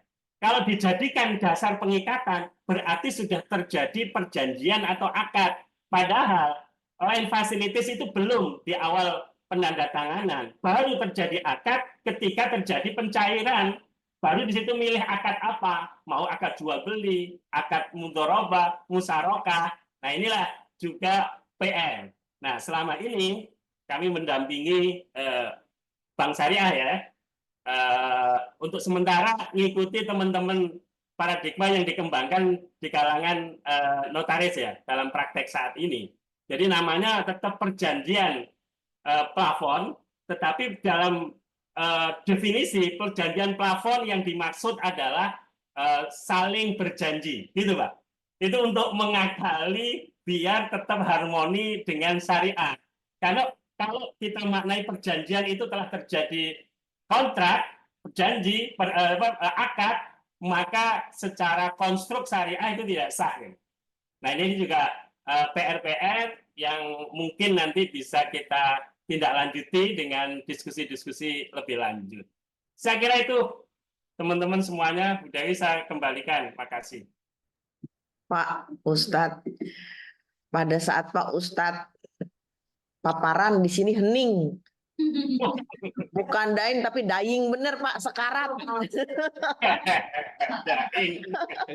Kita, waduh, banyak ternyata yang harus kita hafal secara terminologi ya untuk bisa tahu apakah ini masuknya ke dalam konteks yang bisa diikat jaminan apa tidak. Kalau kemarin kita ingat ya Pak, waktu ketemu sama OJK itu ada kalimat, kebetulan kita juga kita juga simpan sebagai sebagai catatan, itu kadang-kadang mereka itu over secure ya Pak ya, bahasanya begitu, over secure, jadi semua diikat jaminan. Dan kadang-kadang yang tadi Bapak bilang ada yang harusnya unsur trust saja, ini dihajar aja semua karena mereka sendiri takut ada takut ada hal-hal yang di luar prediksi. Nah, menarik di sini adalah benar-benar ya kita lihat sebagai suatu paradoks. Harusnya kalau ada trust, ada jaminan, ada amanah ya tidak perlu jaminan. Nah, di sini juga ada kata-kata moral hazard. Saya sampai tadi lihat moral hazard itu apa sih? Sebetulnya moral hazard itu Pak, kalau kita lihat ya, ini dari tadi ada yang ngebel. Moral hazard itu kan sebetulnya permasalahan yang terjadi ketika debitur menggunakan dana dari bank untuk kepentingan penggunaan lain di luar yang telah diperjanjikan dengan bank. Ya. Jadi kita juga harus mungkin lebih membuat jelas definisinya moral hazard itu apa, kemudian kategorinya apa, sehingga akhirnya hal-hal yang sifatnya moral hazard bisalah kita jadikan alasan untuk mengikat jaminan. Tetapi kalau ternyata tidak, ya kan seperti tadi Bapak bilang, masuknya ke konteks sebagai amanah, ya harusnya sudah tidak diikat sebagai jaminan. Kalau notaris terus terang, semakin banyak jaminannya semakin senang Pak, bukan beban itu. Ya kan? Itu dari saya satu. Dan kedua, yang tadi mungkin ada yang belum dibahas oleh Pak Ustadz, menyambung dari Bu Irma tentang itu Pak, tentang tadi ada pengadilan agama. Kita kan kemarin sudah bicara tentang Basarnas ya, apa kabarnya tuh Basarnas dalam hal perjanjian-perjanjian syariah ya, apakah sudah automatically bisa executable gitu apabila kita merujuk pada Basarnas. Kita langsung aja, itu ya Pak ya. Mau dijawab dulu atau mau jawab ini dulu aja ya? Ya, itu dulu. Baru kemudian ada 2 pertanyaan. Nanti ada Ibu Erni Kencanawati mungkin akan langsung menyampaikan pertanyaannya. Silakan Pak. Sebenarnya definisi moral hazard itu ada di fatwa DSN, Bu. Jadi yang dimaksud moral hazard di fatwa DSN itu ada 3 istilah dalam bahasa Arab. Ada ada taksir, ada tafrid, ada mukhalafatus surut. Jadi sebenarnya ini lalai Bu. lalai, abai itu. Jadi dia bisnis tapi lalai, dia abai. Mukhalafatus surut itu dia menyalahi kesepakatan. Sudah disepakati bisnisnya harus gini disalahgunakan, termasuk yang definisi Ibu tadi. Nah, jadi uangnya untuk bisnis jilbab ternyata dipakai jualan es gitu kan, akhirnya rugi gitu ya. Nah itu termasuk mukhalafatus surut. Jadi di fatwa ada definisi khusus apa kategorisasi moral hazard sehingga nanti jaminan tadi bisa dieksekusi gitu Bu. Kalau nggak terjadi moral hazard nggak bisa. Nah tapi tadi ada juga solusi fatwa 105. Mau moral hazard mau tidak, kalau penerima pembiayaan mudharabah musyarakah ini memberikan jaminan pengembalian pokok, bahasanya fatwa dengan sukarela, maka itu juga mengikat Bu. Nah itu nanti yang perlu dielaborasi bagaimana membuat dokumen itu menunjukkan kesukarelaan. Apakah cukup menyatakan dengan sukarela akan menjamin? Nah itu kerjaan notaris, jadi ada pahala atau dosanya. Nanti Pak, yang ada di dalam offering letternya ditulis harus membuat pernyataan secara sukarela. Nah, itu yang ada di fatwa. Nah, kemudian Bapak Ibu, mengenai penyelesaian sengketa ya, penyelesaian sengketa sebenarnya saat ini sudah clear. Nah, khususnya di lembaga keuangan syariah kalau kita merefer ke undang-undang tentang peradilan agama, kemudian judicial review Mahkamah Konstitusi terhadap undang-undang perbankan yang waktu itu ambigu, karena penyelesaiannya masih bisa ke pengadilan agama dan ke pengadilan negeri, itu sudah clear sekarang. Jadi penyelesaiannya adalah ke pengadilan agama. Dan beberapa kasus yang memaksakan diri ke pengadilan negeri, diperiksa oleh pengadilan negeri, maksimal nanti di kamar agama atau kamar Mahkamah Agung, itu ada koordinasi antar hakim-hakim di kamar-kamar Mahkamah Agung. Biasanya ditolak tuh Bu. Dan yang saya tahu udah banyak sekali yang ditolak kecuali kelewat gitu ya, atau nggak sampai Mahkamah Agung. Yang kedua, penyelesaian melalui non litigasi kan bisa mediasi, bisa arbitrase. Nah itu ke Basarnas, ya di Basarnas kebetulan saya sekretaris Basarnas Bu. Saya sekretaris Basarnas, ke Basarnas bisa. Nah di Basarnas selain menyelesaikan secara arbitrase juga bisa mediasi. Nah, selain itu, di Undang-Undang P2SK yang juga ada sebelumnya POJK, penyelesaian sengketa sektor jasa keuangan juga bisa ke LAP SJK, Lembaga Alternatif Penyelesaian Sektor Jasa Keuangan. Nah, di sana memang syariah dan konven masuk semua. Nah, kebetulan saya juga mediator dan arbiter di LAP SJK. Jadi dua kaki nih Bu, kakinya banyak. Nah, jadi bisa nih banyak alternatif. Sebenarnya penyelesaian non litigasi melalui arbitrase itu juga bisa ke BANI Bu. Tetapi mau BANI, mau LAP SJK, mau Basarnas MUI, semuanya arbiternya, mediatornya harus ngerti syariah. Gitu. Dan diselesaikan choice of law-nya harus law syariah Bu. Jangan law konvensional gitu. Nah, ini kan beberapa kasus kepailitan yang dibawa ke pengadilan niaga itu diselesaikan secara konven meskipun lembaganya lembaga keuangan syariah. Jadi dikebiah uyah bahasa Jawanya menjadi hubungan kredit. Nah ini juga menjadi tantangan ya. Mudah-mudahan nanti Bapak Ibu juga bisa perjuangkan ini untuk atau setidaknya nanti di pengadilan niaga itu ada hakim-hakim yang memang punya kompetensi kesyariahan yang memadai gitu Bu.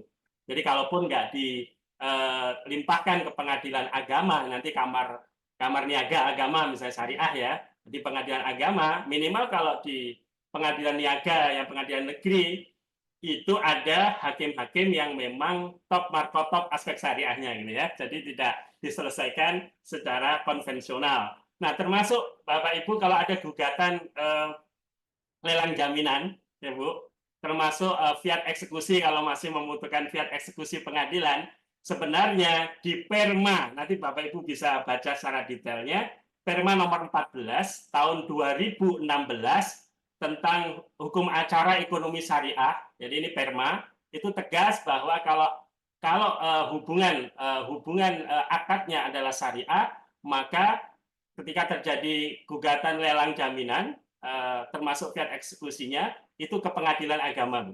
Dan saat ini juga sudah sudah dilakukan proses-proses itu dan sudah banyak ya putusan-putusan pengadilan agama. Dan mungkin nanti kalau ingin mendalami, Bapak Ibu bisa ngundang Ketua Kamar Mahkamah Agung bidang syariah, Bu. Nanti bisa untuk mendalami lagi, untuk meyakinkan, nah biar nanti kita juga memiliki persamaan ya, pemahaman gitu ya. Oke. Saya kira itu, Bu Dewi untuk sementara, makasih. Pak Ustadz, kata teman-teman, Pak Ustadz itunya jabatannya banyak banget. Jabatan doang. Sampai keder kita. Ada Ibu Erni Kencanawati, silahkan mau bertanya langsung, Bu. Di itu ya, di open cam bisa biar kita lihat langsung. Sebentar Ibu, saya cari dulu open cam-nya di mana nih. Oh, ya. Baik, terima kasih Bu Dr. Dewi Tenti. Izin bertanya kepada Pak Ustadz. Pak Ustadz, biasanya kalau orangnya nggak muncul, mau didengerin nggak? Kalau nggak muncul harus bayar ke Bu Dewi. Gimana tuh orangnya ada, biar kenal lah tuh kita semua. Assalamualaikum Pak Ustadz. Waalaikumsalam. Biasanya ketemu Pak Ustadz di masyarakat ekonomi syariah nih Pak. Nah, ini dia. Pak Ustadz, berkaitan dengan fatwa 105 Pak. Saya karena saya juga memahami ya Pak bahwa akad-akad yang timbul berdasarkan syirkah itu memang belum terjadi hutang piutang pada saat kita melakukan akad. Sehingga saya mencoba menjembatani ini dengan ini Pak, satu bahwa mudharib ini harus ikhlas dalam memberikan jaminan. Ketulusan dan keikhlasan dalam memberikan jaminan, sehingga saya ada dua pernyataan Pak yang saya buat. Satu, bahwa mereka menerima bahwa akan dibebani hak tanggungan terhadap jaminannya meskipun itu belum terjadi hutang piutang. Dan yang kedua adalah pengembalian sesuai yang tadi Pak Ustadz katakan adalah pengembalian modal. Kalau demikian saya lakukan, apakah itu sudah benar atau secara syariah itu tetap menjadi syariah, Pak Ustadz. Demikian. Terima kasih Bu Dewi Tenti untuk waktunya. Terima kasih juga. Ini sebetulnya juga pancingan buat kita ya, supaya ke depan kalau memang betul kata Pak Ustadz boleh, bisa dong lihat pernyataannya, contohnya Mbak Erni. Silakan Pak Ustadz.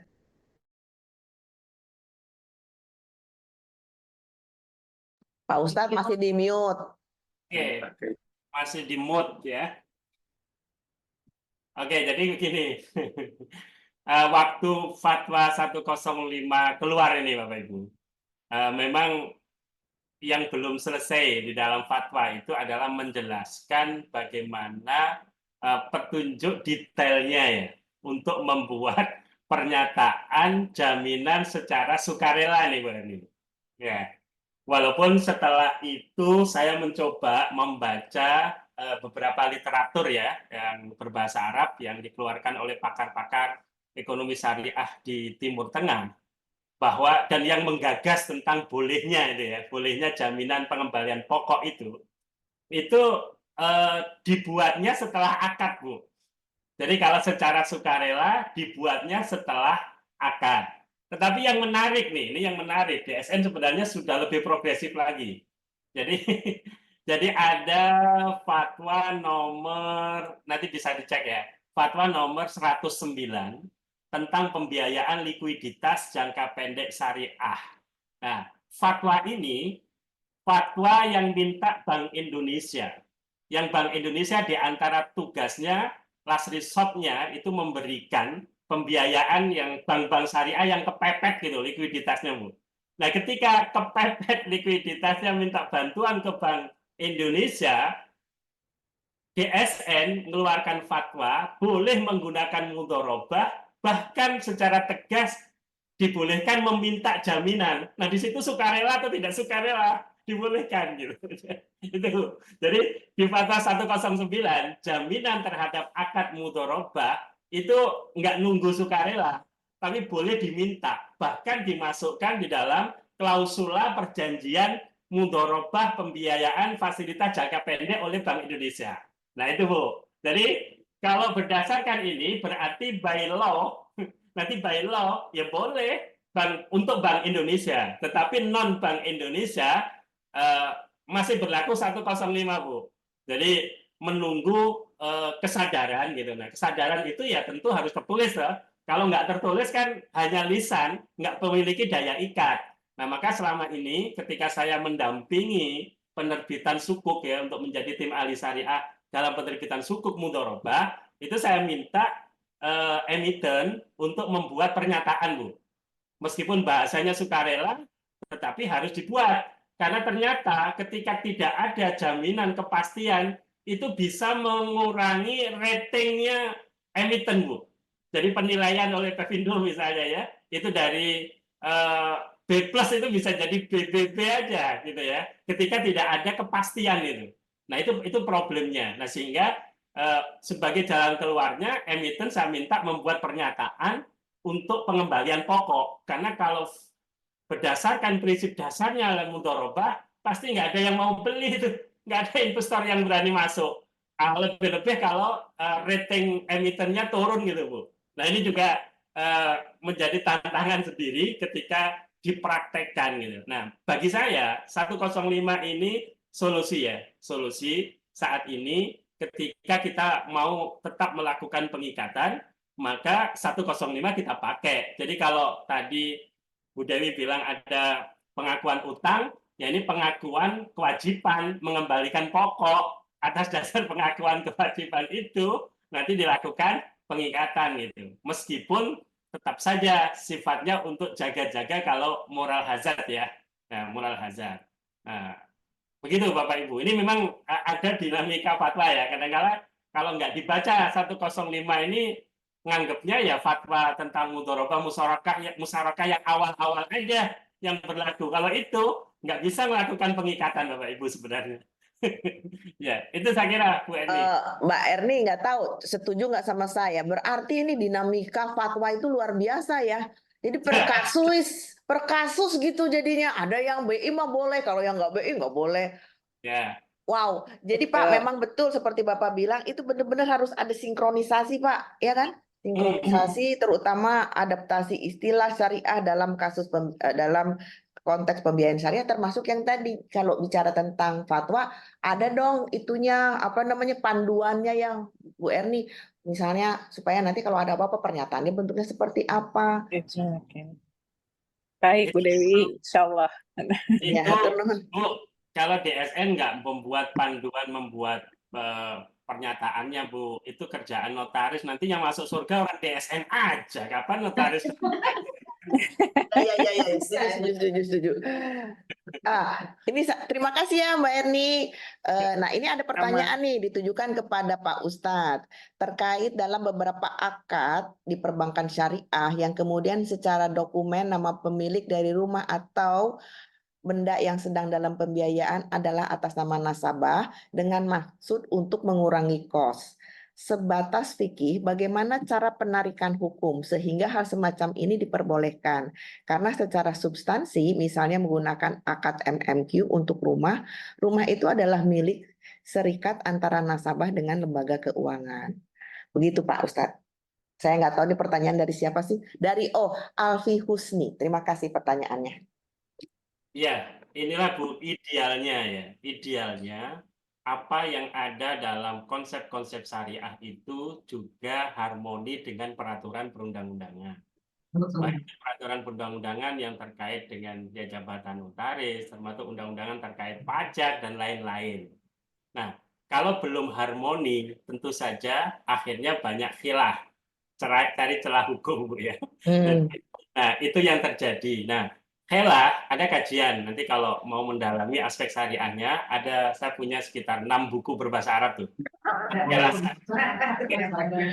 Langsung dying di sini Pak. Hela syariah ini, hela syariah atau makhorid syariah, ini solusi Bu, ketika menerapkan syariah ada kepentok halangan.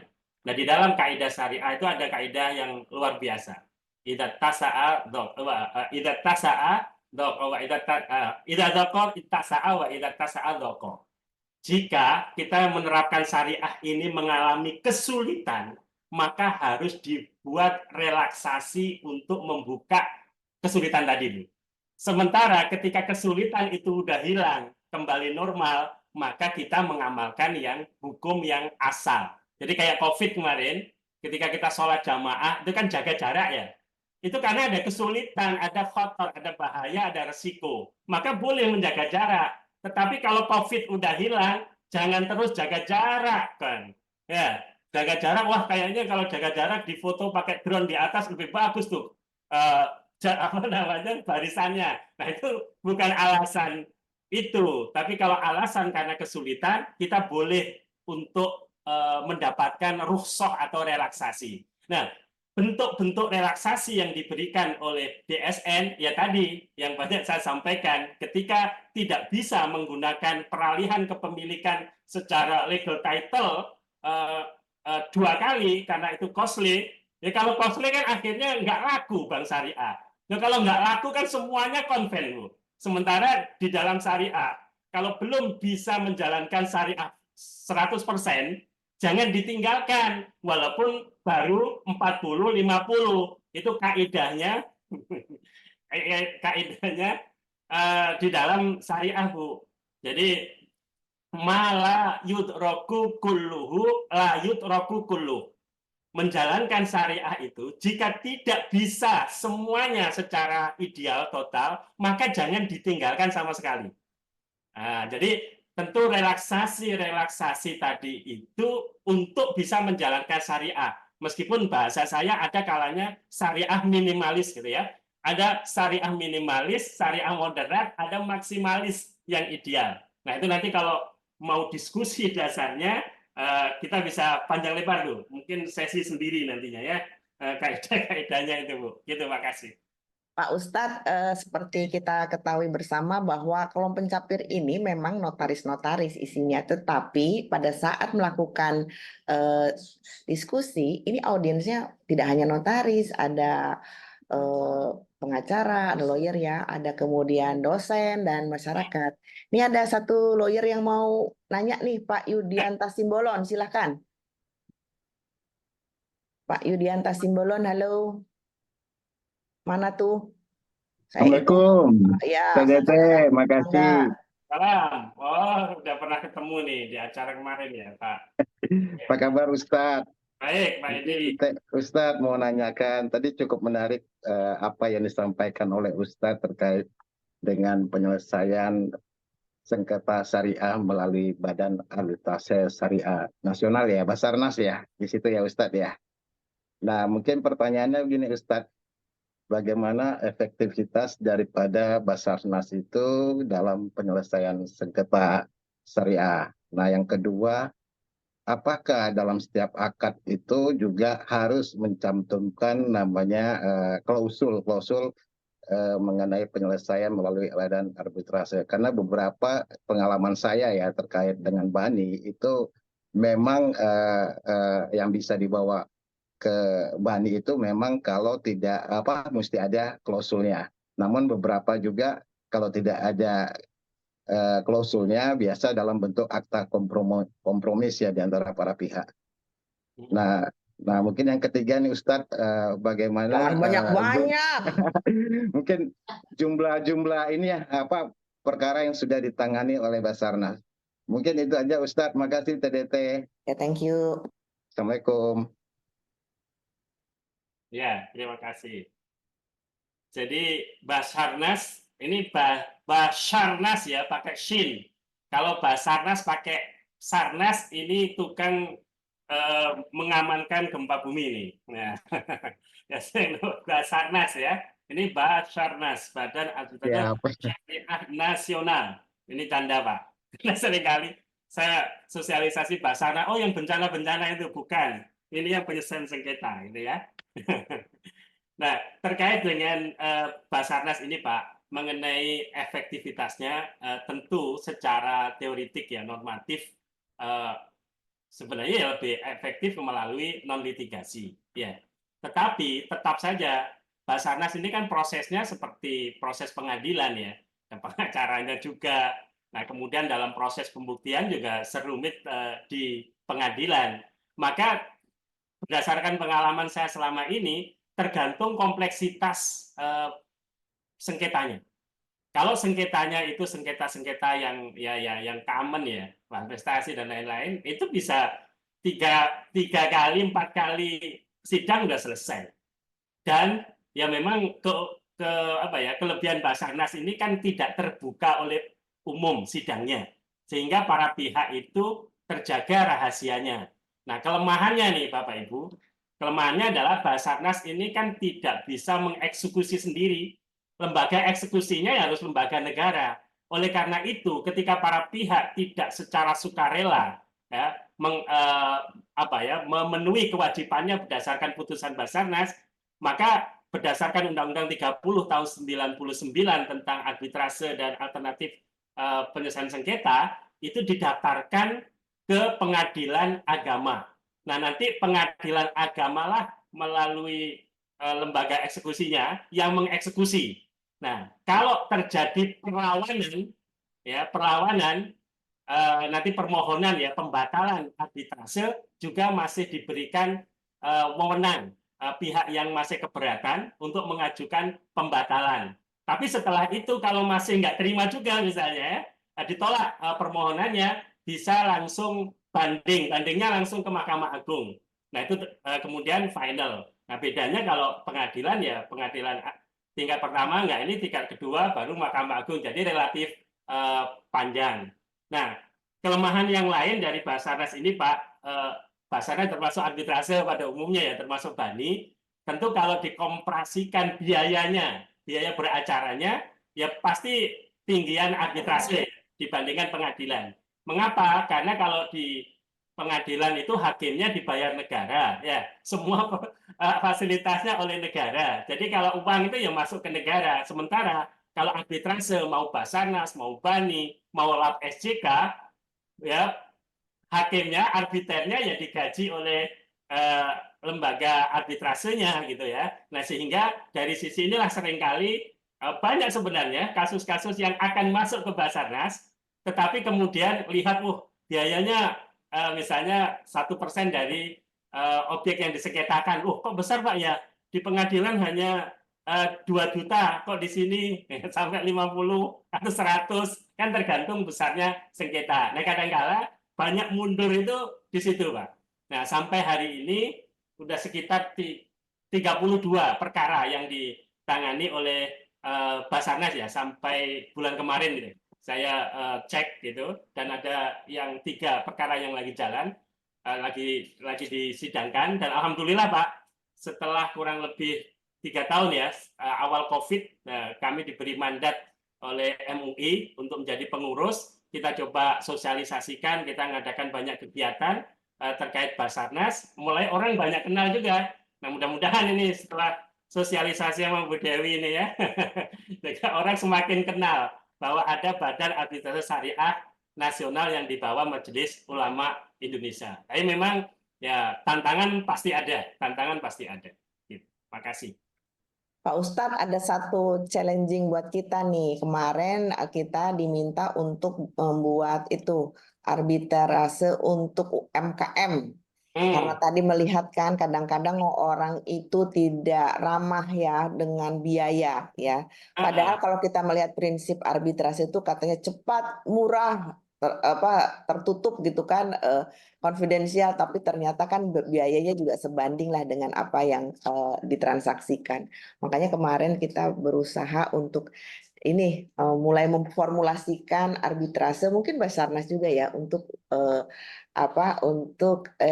transaksi-transaksi yang levelnya adalah ke small and medium enterprises seperti Kalau itu. ini Bu, kalau UMKM ya sebenarnya harus ada donatur Bu. Jadi donatur untuk menghidupkan arbiter proses ya arbitrase yang UMKM yang boleh jadi kecil-kecil Bu. Iya. Nah, ini, saya bayangkan kalau bisa menggandeng misalnya Basnas, badan ini ya, amil zakat gitu ya. Ya. Nanti kalau ada sengketa-sengketa itu biayanya ya minimal Disubsidi. arbiter lah gitu ya. Ada subsidi ya.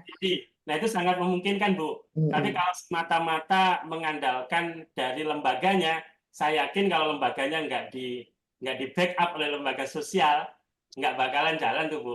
Iya, iya. Oke. Kecuali kalau semangatnya semangat jihad di Palestina Bu. Jauh nih, katanya Palestina di sini aja dulu. Oke, Pak Ustadz, ini ada Pak Agus Pandoman. Saya belum kenal ya, Bapak dari mana? Jangan panjang-panjang kayak Pak Yudo tadi ya pertanyaannya ya. Satu pertanyaan saja untuk terakhir. Terima kasih. Dari Purwokerto, Bu. Ya, silakan Pak. Ya, saya mau tanya. Memang ini Pak Ustadz, ada trouble di sini. Ini kan kita diskusi itu mengenai jaminan, pengikatan Apa jaminan. dari Pengadilan Agama ya, Agus? Bukan, saya dari unsur Pak. Gitu.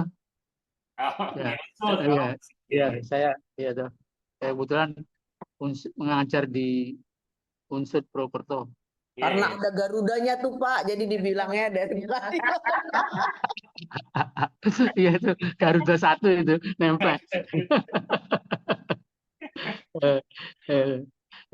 Ini jadi sering. Jadi kita trouble-nya di dalam pengikatan jaminan, gitu. Satu sisi lembaganya apa dulu. Nah, ketika lembaganya itu menyangkut fidusia dan hak tanggungan, gitu, kita terjebak pada hukum kanonik. Hukum kanonik. Karena apa?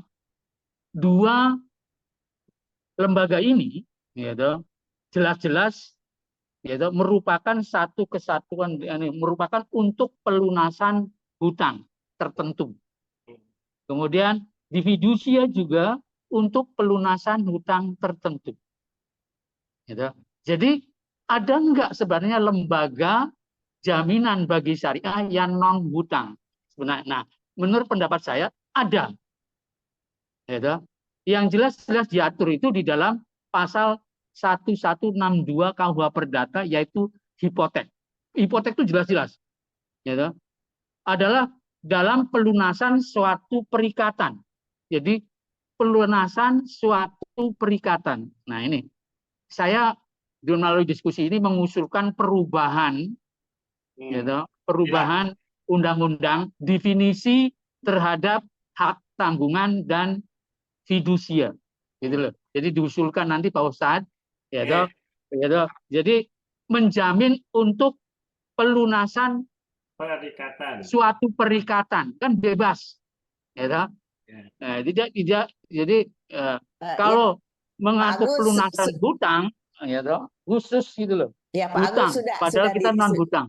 Sudah Ya. bisa ditangkap. Itu sebetulnya pertanyaan saya juga yang belum dijawab sama Pak Ustadz. Ini kan bicaranya tentang jaminan, bukan untuk utang. Terima kasih Pak Agus sudah mengingatkan. Ya.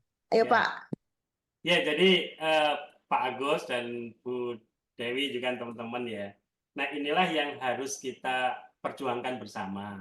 Nah ini kan masalahnya loh ya, karena kalau nggak berjuang nanti nggak dapat pahala, Bu Dewi nggak nambah surganya, nanti surga biasa-biasa saja. Semakin banyak tantangan bersama, nanti surganya levelnya bintang 7, jadi puyer. Jadi saya setuju tadi dengan Pak Agus. Kalau terminologi di undang-undang itu memang kan undang-undangnya basisnya ya untuk mengakomodir pengikatan yang kanonik lah. Ya, dikonvert. Hanya saja nih Pak, di syariah itu ketika belum ada alternatif yang syariah, kita dibolehkan mengadaptasi, gitu ya. Kalau memungkinkan kita lakukan sinkronisasi, kita lakukan. Misalnya term-term tentang terminologi tentang bunga, ya Pak ya, dan lain-lain tadi yang saya sebutkan. Kalau bisa kita. Pak Ustadz, maaf mencelanya itu, Jadi ini kelemahan. Pak Agus, tolong Pak Agus, di sini ada moderator. Ayo silahkan sebentar ya, Pak. Dilanjutkan dulu oleh Pak Ustadz. Ya, jadi ada tahapan, Mbak. Ketika kita belum memungkinkan, maka kita adaptasi. Nah, tadi yang banyak kan teman-teman juga lakukan adaptasi. Tetapi ketika sudah terbuka adanya perbaikan undang-undang yang ada, atau bahkan dibuat undang-undang yang baru ya, kalau nggak salah saya baca draftnya itu nanti nggak terpisah-pisah. Jadi undang-undang jaminan itu semuanya di dalamnya ya.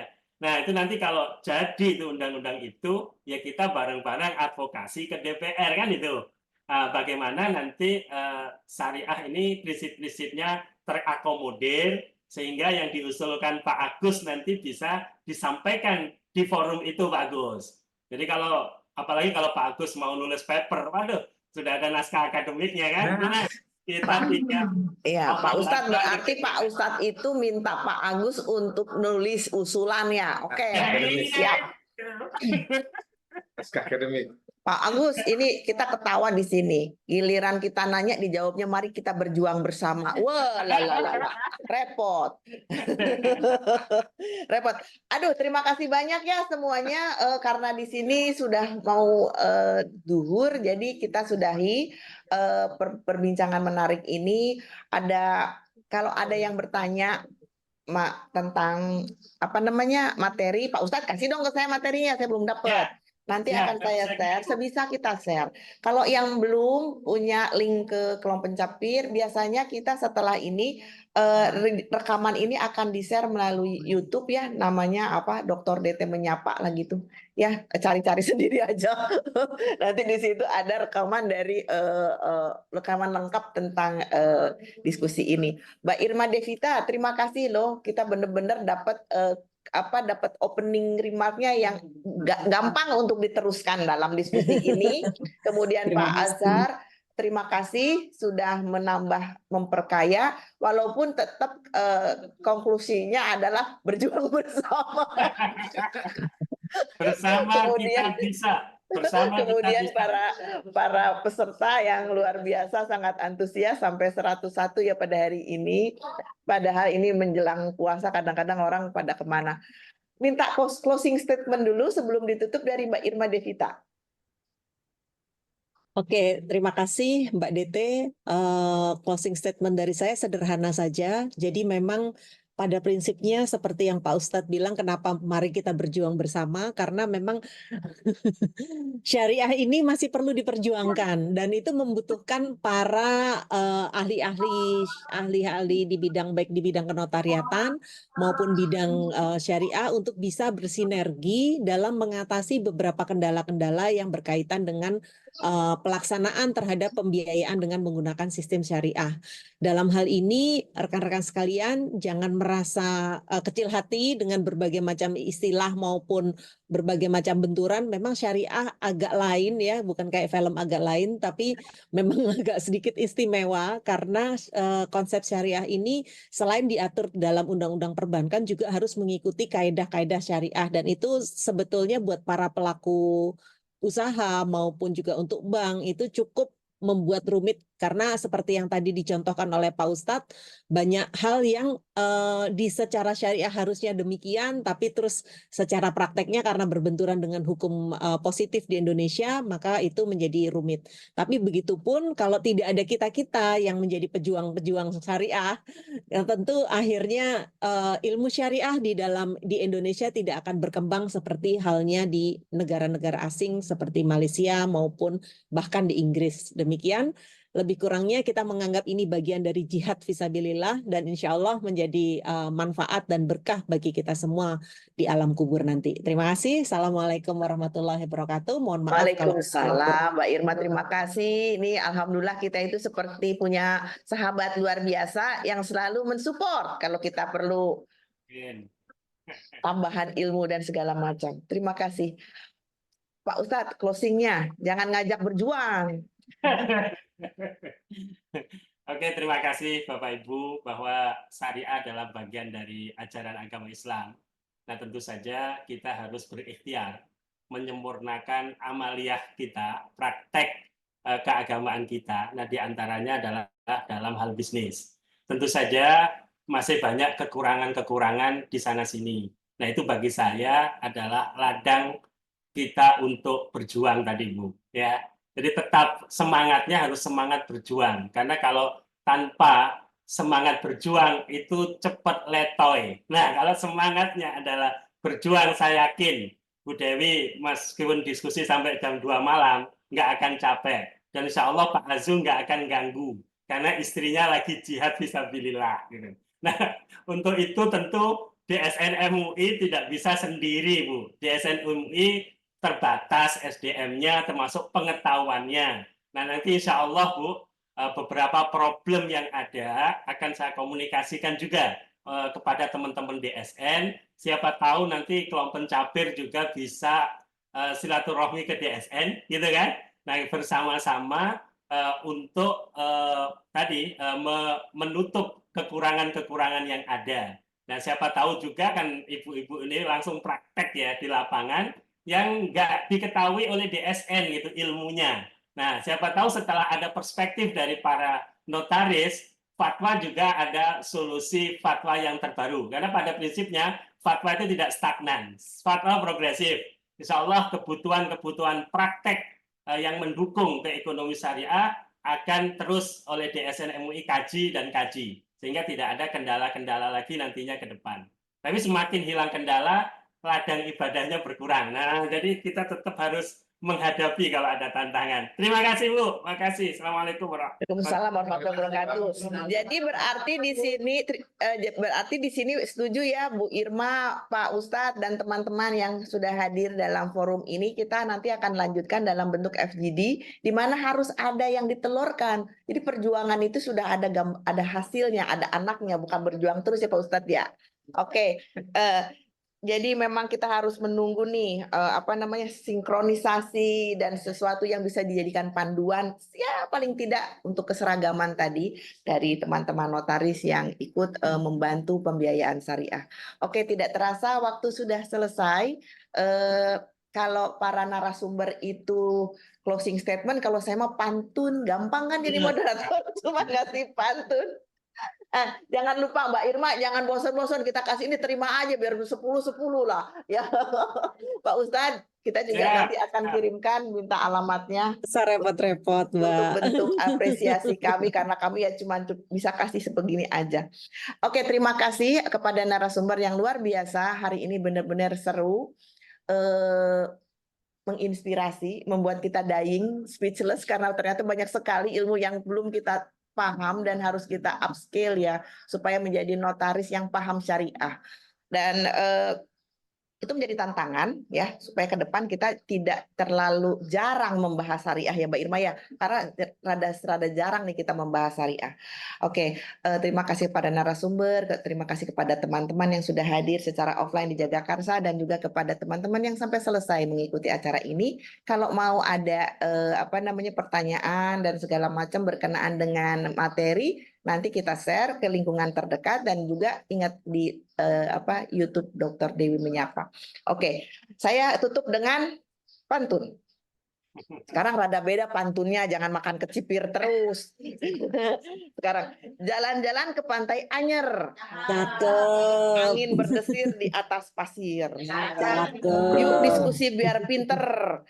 Diskusi bareng kaum pencapir. Selamat menjalankan ibadah puasa bulan Ramadan. Mohon maaf lahir batin. Sampai jumpa di bulan berikutnya dengan materi yang nanti akan kita sampaikan lebih lanjut. Terima kasih Mbak Irma, terima kasih Pak Ustadz. Terima kasih semuanya.